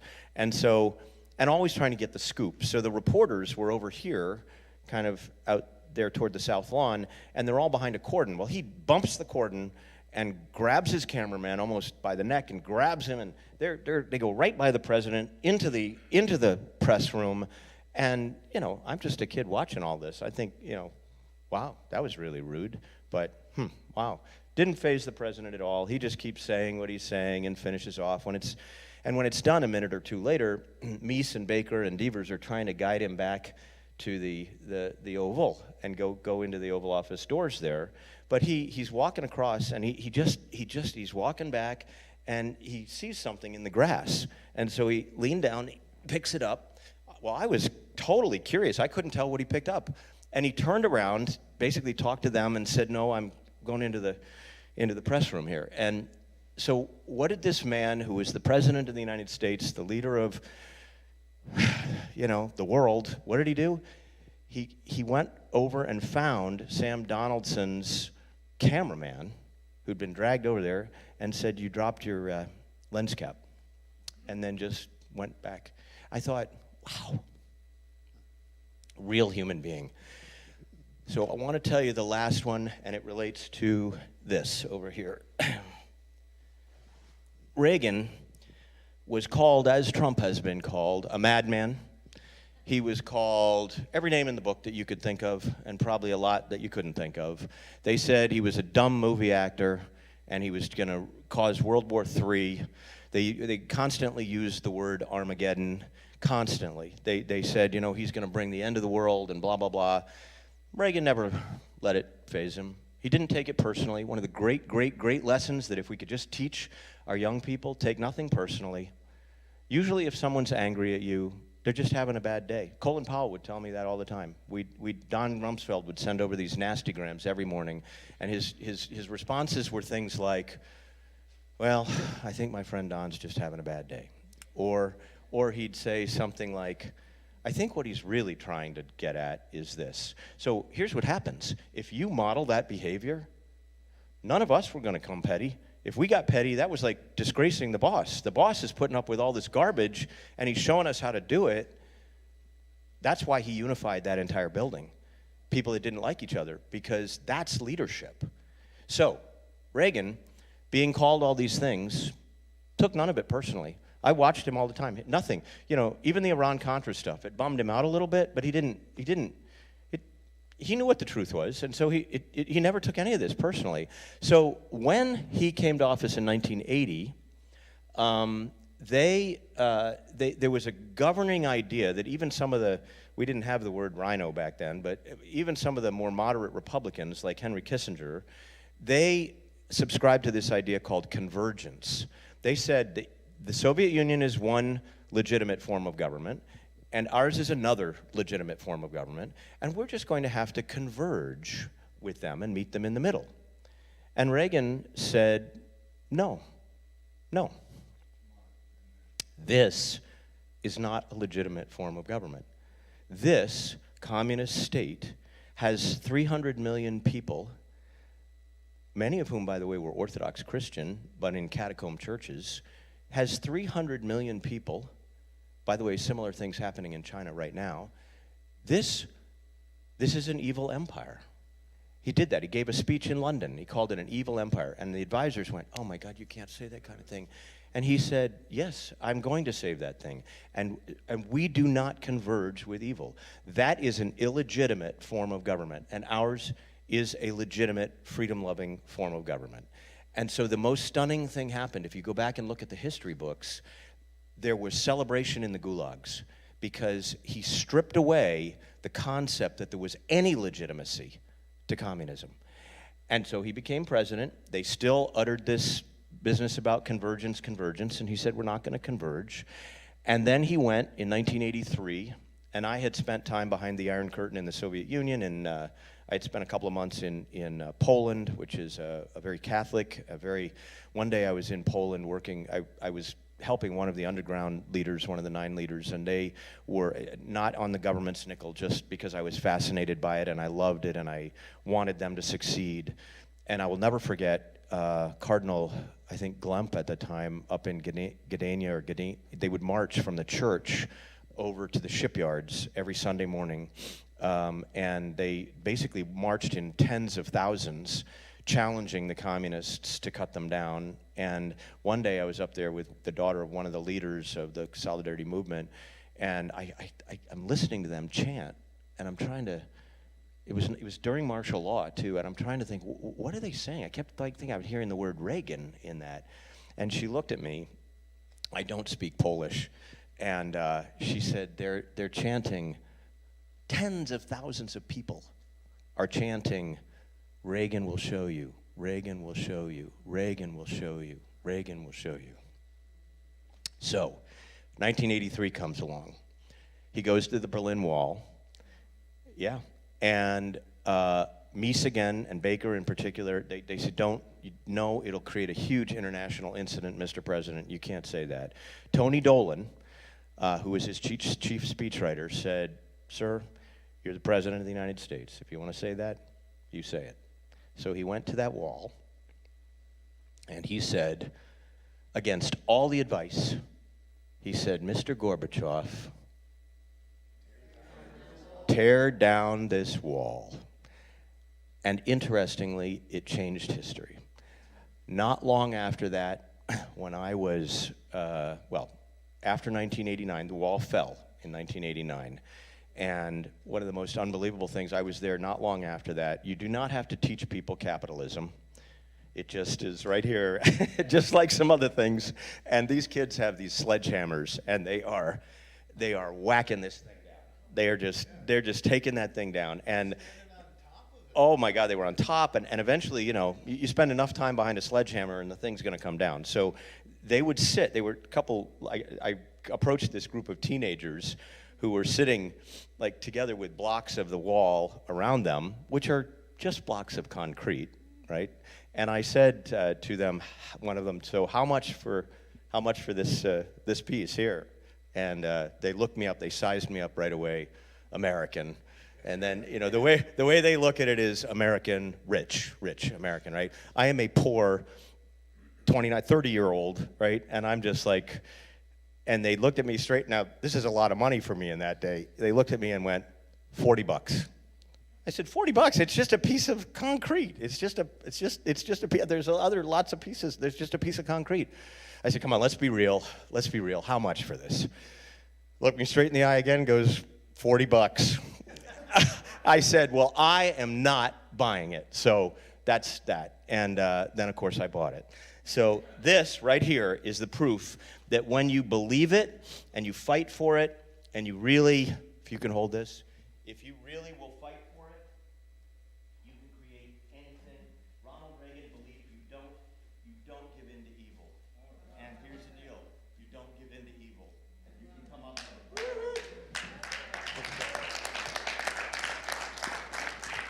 But Bobby has put some of his books on the back there, and how much are they, Bobby? $20, and I'll tell you, they're really good from his experiences and so on. So I want to thank John for inviting us, and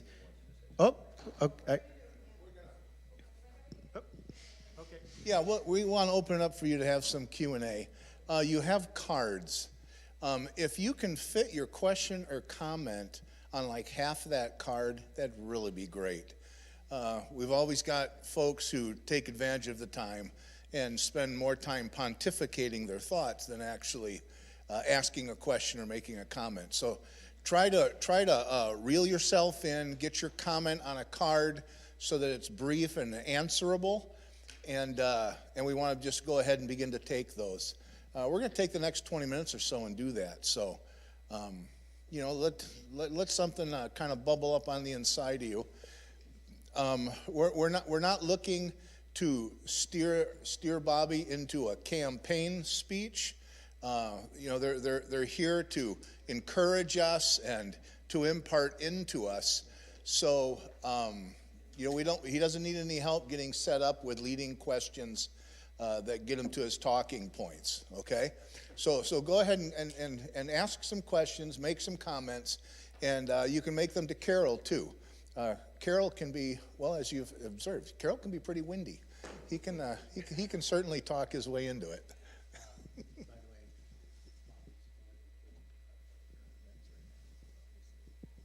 If you want to have some questions about current events from someone who's been on the inside, because you all know what the media feeds you, at least mainstream media, they're just trying to tell you what questions to ask, and there's a void of information, so you don't even know what to ask or how to investigate it. So if you have things along those lines too, absolutely, feel free to ask them. Anybody over, who, did you have your hand up earlier? Go right ahead. Can you guys share a mic? A brief question. I think it'll be brief. So, Suzanne Bauer, one thing I wanted to comment on the falling of the Berlin Wall, and it's documented in Internet Intercessors for America's president's book, Dave Kubal, I forgot the title of the book. He published it, I think, last year. There was an intercessory prayer team that started praying secretly on the East Berlin Wall side for 5 years. And then at that 5-year mark, President Reagan made that comment. And then 2 years later, they met, prayed, and decided to walk out with a lit candle. And all these people flooded into the streets with their lit candle. And of course, the soldiers were there, and they could have just gunned them all down. And the soldiers said, we were ready for anything but a lit candle, a march of lit. So it's just kind of neat, that combination of intercessory prayer behind the scenes that can happen years before. And I'm telling you, people are interceding for this state all over the nation. So that was my brief comment. And then I was a state worker, but on the West Coast for the state of Alaska, for the Department of Health and Social Services, and also for the Department of Environmental Conservation for that state. I worked for Oregon Department of Fish and Wildlife for 5 years. So I've seen my share of governors come and go in those two states. Governor Murkowski transitioned to Governor Sarah Palin for Alaska. So my question is, do you have any thoughts on reformation for our state worker workforce? Because I just know the differences between West Coast and East Coast with the desire to change. So I'll put it that way. But have you even thought about that? If you get seated as governor, how are you going to bring reformation to our state workforce? So I guess help me understand. I'll tell you what my plan is, but tell me maybe when you say reformation, what are you looking to see happen? Oh, Mike, sorry. Sorry. So one thing I appreciated when Sarah Palin came in to lead is for the first time, state workers got to kind of present their work, and we all put in our projects, and she got to look to see what we'd all accomplished. And our team won the award, the Denali Award, because we were the first ones to put e-signature and have e-permitting for people to apply for permitting for water. And now people didn't have to go to Fairbanks, they didn't have to go to Juneau or Anchorage to get a permit. They could do it online. Yeah, so, accountability is what's missing right now. And just like when I was growing up, we planted crops. If you don't weed, the weeds will overcome the crops, always. So we're in a state right now where there's no accountability, and the deadwood has not been shaken out of the system, and there are not good incentives for good performance. So I will give you what I did at the State Department. Multi-billion-dollar operation, a lot of bureaucrats, in my view, who were just gliding, waiting for pension time, and it's different. This is some of my colleagues are running and saying that they've run a business, and that's great, and I've run a business too, but you have a profit motive in a business, and the flip side of that is if you don't perform, you're either going to be fired or your business is going to go under, okay? For some reason, government never goes under, and a lot of times people don't get fired, okay? So when I took over, I asked Powell, I said, sir, this is the biggest operational, this was fully operational. I ran the largest air wing in the United States outside the Pentagon that's armed. Hundreds of airframes. They were very inefficient. They were down at 60%, which actually the Air Force is at about 62% right now, but I felt they could do a lot better than that. They didn't have procedures in place. They didn't incentivize incentivize, this is a very important, that's what your Denali Award is, they didn't incentivize people to be their best. Remember, we don't have the profit motive. You're not gonna get rich and famous, you know, in the government. You know, you're gonna have to have different incentive mixes. And I often tell young people, we all operate with very different incentive mixes. There are people that I know that 90% of their pie chart is they want to make a lot of money. That's their emotional reward that they want, and it's okay for them. That's what they want. There are other people that revere Mother Teresa, and 90% of theirs is they want to just serve other people. Some of them are a mix. I want to raise a family. I want to be able to pay my mortgage. I want to be able to. So everybody has different mixes. Part of what you have to do is be honest with the state workers and say, look, I'm expecting, this is what Powell did, this is what Reagan did. I'm expecting the best you have to give, because this is a privilege that we have right here to serve the people. This is an incredible privilege. They have vested their trust in us. They expect if a child is going to be part of the foster care system that they will end up better than any other possibility, and they certainly aren't going to end up dead. We are going to, if we're going to talk about drug addiction, we're going to save lives. That's what should get you up in the morning and put you to sleep at night. If we're talking about fiscal management, I'm expecting you to show me the kind of efficiencies that make me proud of you proud of you, and the people of the state proud of both of us, okay? The concept, what you have to do, so what I did at state, I was brutal, but I was brutal in a positive way. I asked if there is such a thing. I'm sure that'll be used against me someday. But in any event, I said to Powell first off, because I didn't ask for that job. I said, if I am going to be the Assistant Secretary of State, and I'm going to have my jobs included training all the Iraqi police, Afghan, the counter-narcotics, but also the air wing, a lot of people, probably 3,000 people. I said, I need to know that you're giving me full authority. And so that means I have authority to hire, to fire, to knock out contractors, to add penalties. He said, Bobby, we have no transparency. You have my full authority. So with that authority, which has to come, let's say, from a governor, it's got to come down to the cabinet members that he trusts. You empower down, and then they have directors that an assistant director. Everybody has to understand that there is a way of leading, and the leadership expects a lot of you. So what I did is on the employee and contractor side, particularly the employee side, those 3,000 had a chain of command that ended up in about 300. I brought the 300 into an auditorium, and I said, here's the bottom line. If you understand that the President of the United States was elected by the people, and Colin Powell and I are doing his will here, and there is a straightforward policy agenda, and if you're on board with that, and you're willing to work as hard as I do, and I slept 5 hours a night, and I'm doing that just about now, and I'll do that as a governor, if you're willing to work as hard as I am, you will be rewarded big time. I will give you promotions, every incentive that we can possibly find. You will be part of the winning team, and I will be grateful to the ends of the earth that you're on my team, and I think you'll be grateful that you're on my team. That having been said, if you're one of those people who has a political agenda, you've got this leftist agenda that you come to the work with, or you have a personal agenda, and it's not consistent with me as governor, or in that case, with me as the assistant secretary, I encourage you to leave right now, because I will find you. I will find you, I will fire you, you will lose your pension, and if I find enough that we can prosecute, I will prosecute you, starting with the administrative process. So it's a very clear choice you have. You will either perform for the people, which is why I'm here, or you will find that you made the wrong choice. It's like the parting of the Red Sea. Unbelievable. Within 2 weeks, half that room was gone.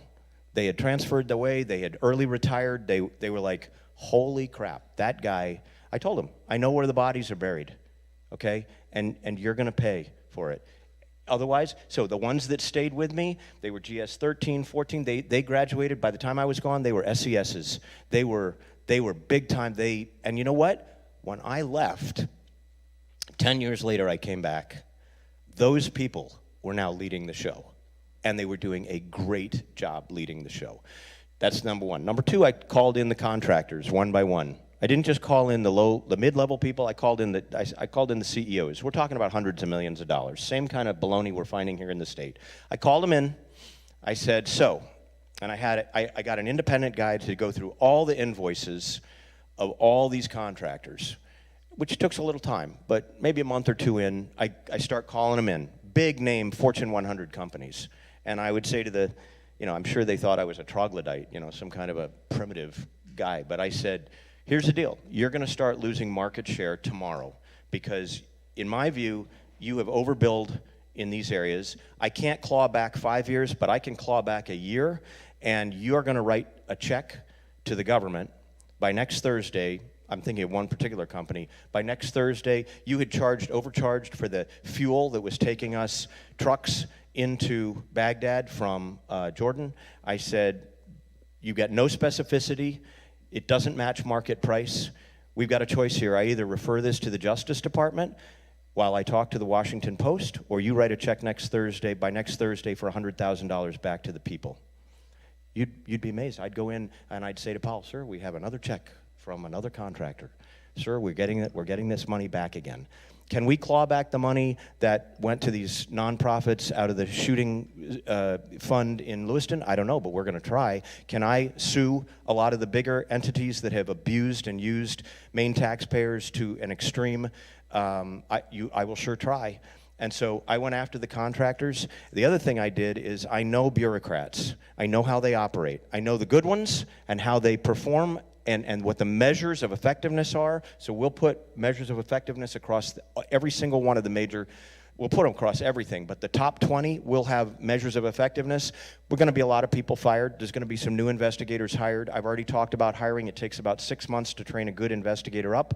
We're going to have a couple of hundred new investigators in all of these agencies. We're going to have IGs for the first time in these agencies. We're going to turn around and go after. Right now, the Attorney General of Maine has 6 investigators. We'll have about 60. That's what we're going to do with that.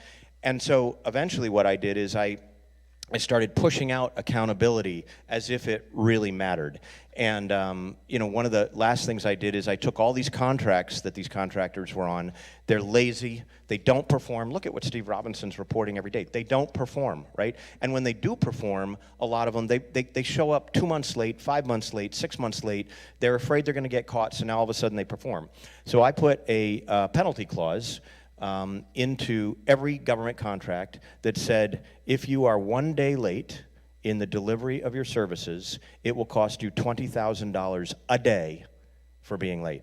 And the most extraordinary thing happened. Everything started to run on time. It was stunning. It's stuff that hadn't arrived in India or hadn't arrived in, Bing, it just shows up. And so I am sure there was gnashing of teeth and a lot of cursing of me in a lot of corridors, and that's just fine. You can't hurt my feelings. I'm very happy to be cursed if that's your response to me telling you have to be accountable. But the real end game is reward and incentivize good people to do good things and punish with consequences people that have been taking advantage and just stop their bad behavior. I tell people all the time, this is not rocket science. This is the same way as you just said, Carol, you raise your family, right? I don't reward bad behavior, I reward good behavior. I don't ignore good behavior, I reward good behavior. And I don't ignore bad behavior, it gets a consequence. So that's what I'll do as governor.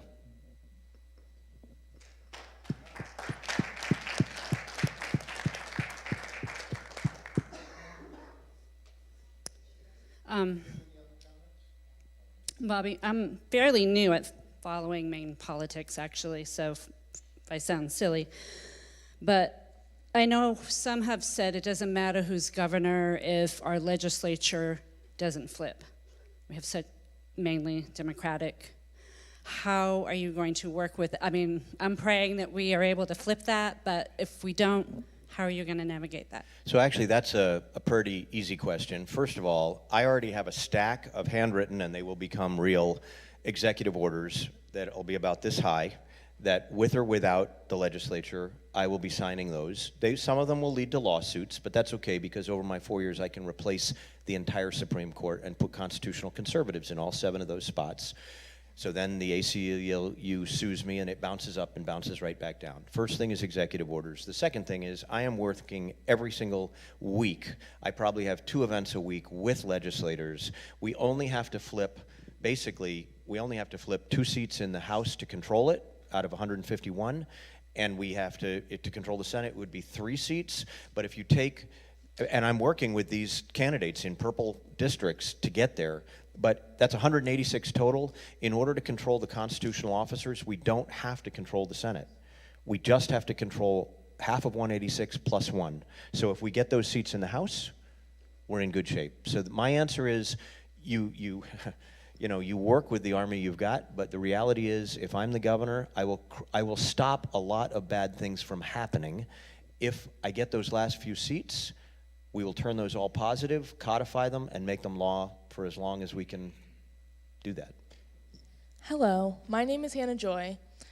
I'm in 9th grade. I'm a homeschool student athlete, and I'm no longer allowed to play sports or participate in sports in my community due to our current legislation on vaccine mandates and them not allowing exemptions. Do you believe that you could help me, and do I have any hope to play during my high school career? You sure do. When do you graduate? 2027. Well, I guess I can give you 6 months. I know. Go back through these executive orders. One of them immediately creates all the exemptions that we have been robbed of. It is unconstitutional for that to be happening to you. The problem is when you sue in an environment which is a one-party state, it's very hard to get quick resolution, and that's because we have 7 justices on this Maine State Supreme Court who are all leftists, starting with the Chief Justice, Valerie Stanfill, who I know, who has just done, I read her opinions, just horrible stuff. The bottom line is you should be fully able, and what's going to happen is I'm actually contemplating, because a lot of people not only couldn't play in sports, but they lost their jobs because they didn't take the jab. I'm actually seeing if there are some legal ways we could claw money back and give it to them. Now, that's not going to get you your career back. Exactly, nurses and doctors and others. I mean, as it turned out, I was a military contractor because I was also in the military. And, with me personally, so both of my kids, because of their educational institution, had to get the shot, or they couldn't be in the educational institution because they were in college. And they did get it, and they both had adverse reactions. I ended up, because my whole livelihood also depended on it, the only reason I did it is when you're in the military for 10 years, they lose your military records all the time. And I ended up with like 3 anthrax vaccines. And I mean, it's a wonder that I don't just sit here and glow. I mean, I've had just about everything. I'm telling you, and so it was like one more thing for me, okay. At that time, we also didn't know how dangerous an mRNA vaccine was. Now, and I'll tell you, I believe in some generic sense, in the back of a lot of these people's minds, this was a beta test to see how much will they put up with. And I think somebody like you is saying, I'm not putting up with it, right? So you are the voice in the wilderness, vox clamantis in deserto. You are the voice in the wilderness saying, no, I will not be coerced. I will not converge with evil. I will say too, Anna Joy, it's a matter of time. I hope someone like you is able to access that, because this is falling. I mean, the preposterousness of this whole thing is falling, and we just referenced those nurses that did get their back pay of all places, New York, because the federal government has definitely recognized that. And also in regard to your question about what if we don't get the House and Senate back, just think if Janet Mills were not the governor now, the bills that passed by only 1 or 2 that she signed that could have easily been vetoed. So it still matters. I mean, obviously, ideally, we'd love to have all 3. I can give you back 4 years of NCAA capability. There you go. Bobby, what about the housing issue? What do you see as solutions to that as far as your vision and then executing that? So there's a big misunderstanding, and you can see it in the governor's recent State of the State address. They think that building 500 new public housing units is the answer to our housing crisis. This is a complete conceptual misunderstanding. Actually, it's an intentional conceptual misunderstanding because it aggregates power to the government. What you need to do is drop all the regulations, use the power of the governor to force the municipalities to rapid fire the certifications so you can have small homes and big homes. You drop the property tax back by rolling back all those mandates. Now, that data point I gave you about young people can't afford to rent, now if the property taxes come down, they can afford to rent, they can afford to save, they will eventually. The answer is to empower the private sector to build lots of houses. And by the way, in order to accelerate that, put the trades, in particular carpentry, but all the trades, welding, everything, back into the junior high schools and high schools, which was happening when I was a kid, right? That's why I learned, I mean, I was not in IA, but I essentially had that same training working with a World War II vet who built houses. So what you have to do is go back to understanding what works. You know, if it doesn't work, stop doing it. If it does work, or it did work, then go back to doing it. And this is, if we open up the private sector, young people can get jobs building houses, for God's sake, as well as living in houses. You drop the taxes, you drop the regs, you drop the certification, you know, all this nonsense. And you have to ask yourself a question. Why do you think there are all these excessive regs? Why? Well, because on the one hand, as Reagan said, if it moves, tax it. If it keeps moving, regulate it. If it stops moving, the Democrats will subsidize it, right? So it's like their mental attitude. But that's their mental attitude. They just government, anything that'll generate money. You know, it got so bad in Maryland, and they beat me up for living in Maryland. I went away to serve, and I came back. But I also got to see how bad things get. They tax you for the rain that falls on your driveway. I mean, if they can think of a way to tax you, by God, they will tax you. It's crazy, do they? It's unbelievable. Yeah, and in Portland, they tax you. They not only have ruined the commercial use of commercial property, and so you have all this vacant property, including on Monument Square. Every single side is for lease. But now, these brilliant capitalist Democrat radicals have decided the way you get it back is you then fine people for having a vacancy. These people have, I mean, I think I take back that everybody knows capitalism. I think some people don't know capitalism, right? But bottom line is, we've got to do better on housing. And Bobby, in a state that's ablaze with addiction, we've made the decision to decriminalize and legalize marijuana in our state. It seems like the more we learn about marijuana, this isn't our grandparents, this isn't Woodstock marijuana, but what role can the state play in regard to marijuana, where we have just recently legalized it? So first things first, right now, I mean, what do they say? You can't eat the whole elephant. I don't know people that eat elephants anyway, but you can't eat it all in one bite. So we have to start with fentanyl, heroin, crack cocaine, meth.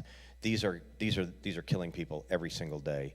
And these families call me because they think I have a solution, and I don't. I say, I will get to this specifically, but understand how badly we have abused the people of this. They have abused the people of the state. Recovery is a very hard thing. There are back steps. It's not like it's just a silver bullet. You have to be constantly there. You have to have residential treatment. You have to have a support group. You have to have a constancy to it. And I know people who have been in recovery who have been sober for actually 45 years, but it took support all the time. So we are in a state of 1.4 million people, and we have only 315 residential treatment beds. That is immoral. That is fundamentally immoral. And why do you think? I know lots of families that are trying to get their kids into there's no room. All right, even if it were effective. And we're not even using the effective stuff. So on one hand, we got to address the addiction piece and the drug trafficker piece. I will get the drug traffickers, the foreign drug traffickers, out of this state within 24 months. I will do it. We will not have the Sinaloa cartel here, which we do now. We will not have the Dominican Trinitarios here, which are all over the state. We will not have the Chinese triads here. State police tells me I tell them, we've got probable cause on these grow houses. There's no reason in the world we can't take them out within 6 months, and they quietly, I'm going to say 24, they say we can get them out in 6. We got probable cause with the electric bills, with all the testimonials. We get the Chinese triads out of here. We have the Crips and Bloods here. We have the Gangster Disciples here. We have the Latin Kings here. We will get them all out of this state. And then And then, on the addiction front, we will work to methodically bring money in from Substance Abuse and Mental Health Administration, SAMHSA, and ONDCP, and we will conscientiously empower at the county level, at the town level, with state and in particular with federal support, effective treatment. And a lot of it, I would almost say 85% of it is faith-based. It works, okay? And by the way, think about it. What is AA? In the end, it has its spiritual component, right? So if you're going to get to the heart of a problem, ultimately, you're going to get to the spiritual end of it. On the cannabis side, in my opinion, they don't really, I mean, you have to roll things, if you're going to change them, you're going to have to change them with people's consent over time. I would argue one of the things you have to do is educate about, there are people for whom, even though it's not FDA approved, I know some veterans that feel that it does them some good. So one of the things you have to do is actually regulate. We don't actually regulate. In my opinion, it's a joke. The only way that anything gets regulated is, you know, cannabis producer over here complains about cannabis producer over here, and then this one over here is taking some Chinese drugs from behind, and before you know it, and we've got a major problem, right? We've got kind of a runaway, unregulated idea. In my own opinion, THC, we should be educating people not to be using THC. That's what we did in the old days. And what I mean by that is tetrahydrocannabis, tetrahydrocannabinoid, it has very empirically researchable effects on the brain. So you need to know what those are. You can't ignore those. Now, we also have people who get pharmaceutical drugs. You can't be driving with a pharmaceutical drug in you either, okay? So we have to just go back. I'm going to just call it common sense. Common sense says a good people wants good public health and good public safety. Those things depend upon conscientiously looking at every piece of the equation, right?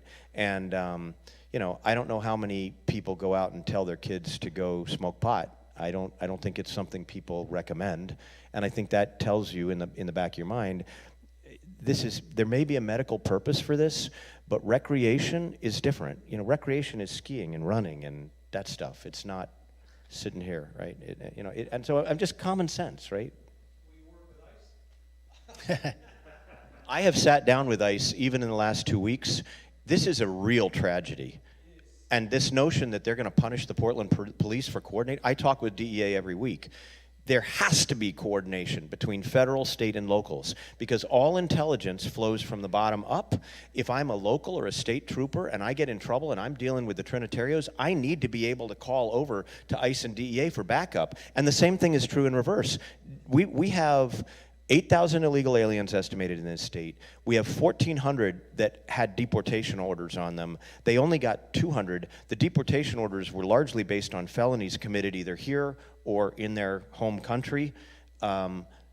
We still have them running around the state. If you don't cooperate with ICE, the next felony that occurs or the next person, we had 3 people that have been hit in the last year or year and a half by illegals with driver's licenses, which is it's like an abomination to me. If those continue to happen, they are all on the Democrats.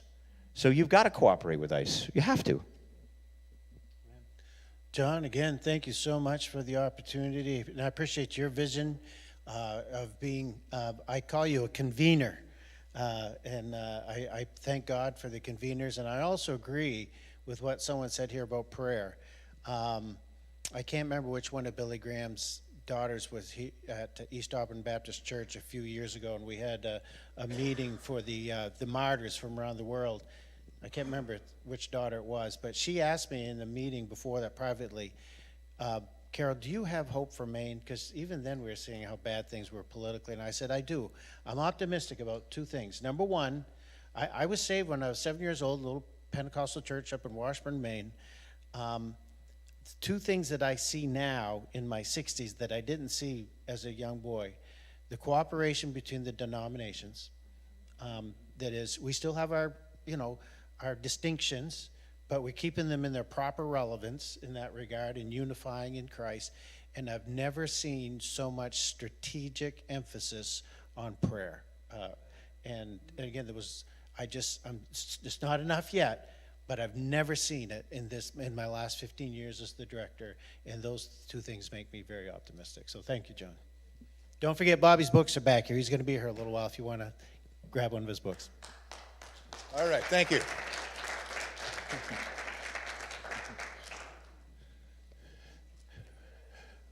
Can you leave the rock out here for? And I have. Oh, here's your phone.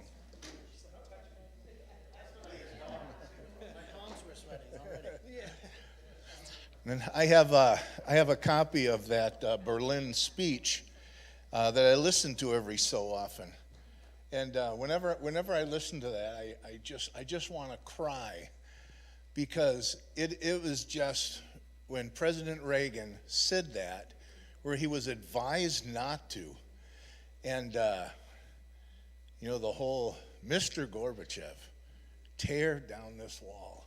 It was such an act of character, authenticity, courage, all rolled up in a ball.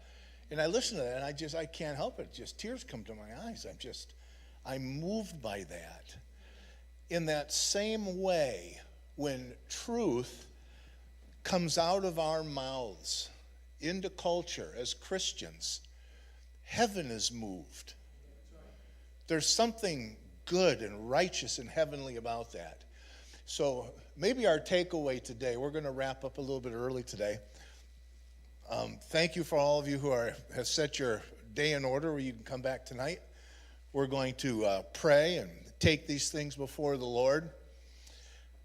A reminder that in the scripture, we get that word throne, especially when we're talking about heaven, the heavenly throne, and all of that. The throne can also be translated the judge's bench. And so really, when we talk about our prayers and declarations and supplications presented for the Lord are actually legal in nature. When we pray, we're engaging the courts of heaven with our testimony, with what we have witnessed, what we know to be true. And when there's agreement with the presentation of truth by the witnesses and the agreement of the jury, that execution is determined and that things move and things shift. Angels, their role is they are the police force. They're the heavenly police force. They're the enforcers. And the Bible clearly says that angels, they move according to the word of the Lord. It's the only thing that moves them. I can pray with a bleeding heart full of pity or anger or disappointment, and it doesn't move an angel. There's no heavenly movement, because the only thing that they move according to is the word of the Lord. So when the word of the Lord is prayed or decreed out of our mouths, all of us have angels assigned to our lives. There are angels assigned to the regions of the world. They are at the ready. They're available. It was the testimony of Scripture, Jesus himself, that says, I've got legions of angels at my disposal. All I would have to do as the Christ, being illegally crucified, is to call on those angels to deliver him, yet knowing that was part of the plan. His illegal death would also give him a legal right to be resurrected. And so he let the illegality play out, but the point is, there were angels available. All of us have angels available. And I like to jokingly say most of the church's angels are just sitting around hanging on the corner smoking cigarettes. They got nothing better to do. Now, I know angels probably don't smoke cigarettes, but you know what I'm saying? It's just like they're just hanging out. They're bored out of their skulls, waiting for the word of the Lord to come out of the mouth of a believer that propels them to action and giving them a legal reason to act on your behalf, because thy will be done on earth as it is in heaven. When we get the prescription from heaven, angels move. They're at the ready. They're the enforcers. So we're going to pray together tonight. We'll have communion together tonight for those of us who are here. We'll have time of worship where we're just going to kind of dust off the day and focus into what the Lord is saying. I encourage you to be here tonight. Doors open at 6. We'll kick it off with the blowing of the shofar at 7. It's going to be a wonderful night. Until then, drive safe, be blessed, and make sure that you hug someone's neck on your way out. You know, hugging isn't just something that Christians do to other Christians. It's what Christians are supposed to be doing to our neighbors as well. Amen? And so we might as well get with the program. Learn how to shake a hand and hug a neck and release a blessing. So on that note, let's stand. And let's just give our thanks again to Carol and Bobby for being our guests this afternoon. Can we just thank the Lord for them? And thank you, guys. We know that you have busy lives, busy schedules, and that you've made time to encourage us. We so appreciate it. And Carol, thank you for being a wonderful friend. Wonderful friend. Father, in Jesus' name, we thank you that our relationship with you does not end or change at all when we leave what we think of as a Christian gathering, but that you are with us, and that the name you have chosen for yourself, Jesus, is Emmanuel, God with us. And we thank you that you're with us. You never leave us, you never forsake us. And it's not that you're on our side, but when we make you Lord and Savior of our lives, we become part of your team. We're on your side. And that you never leave us, but you keep us and you hold us dear. We thank you for that in Jesus' name. Amen.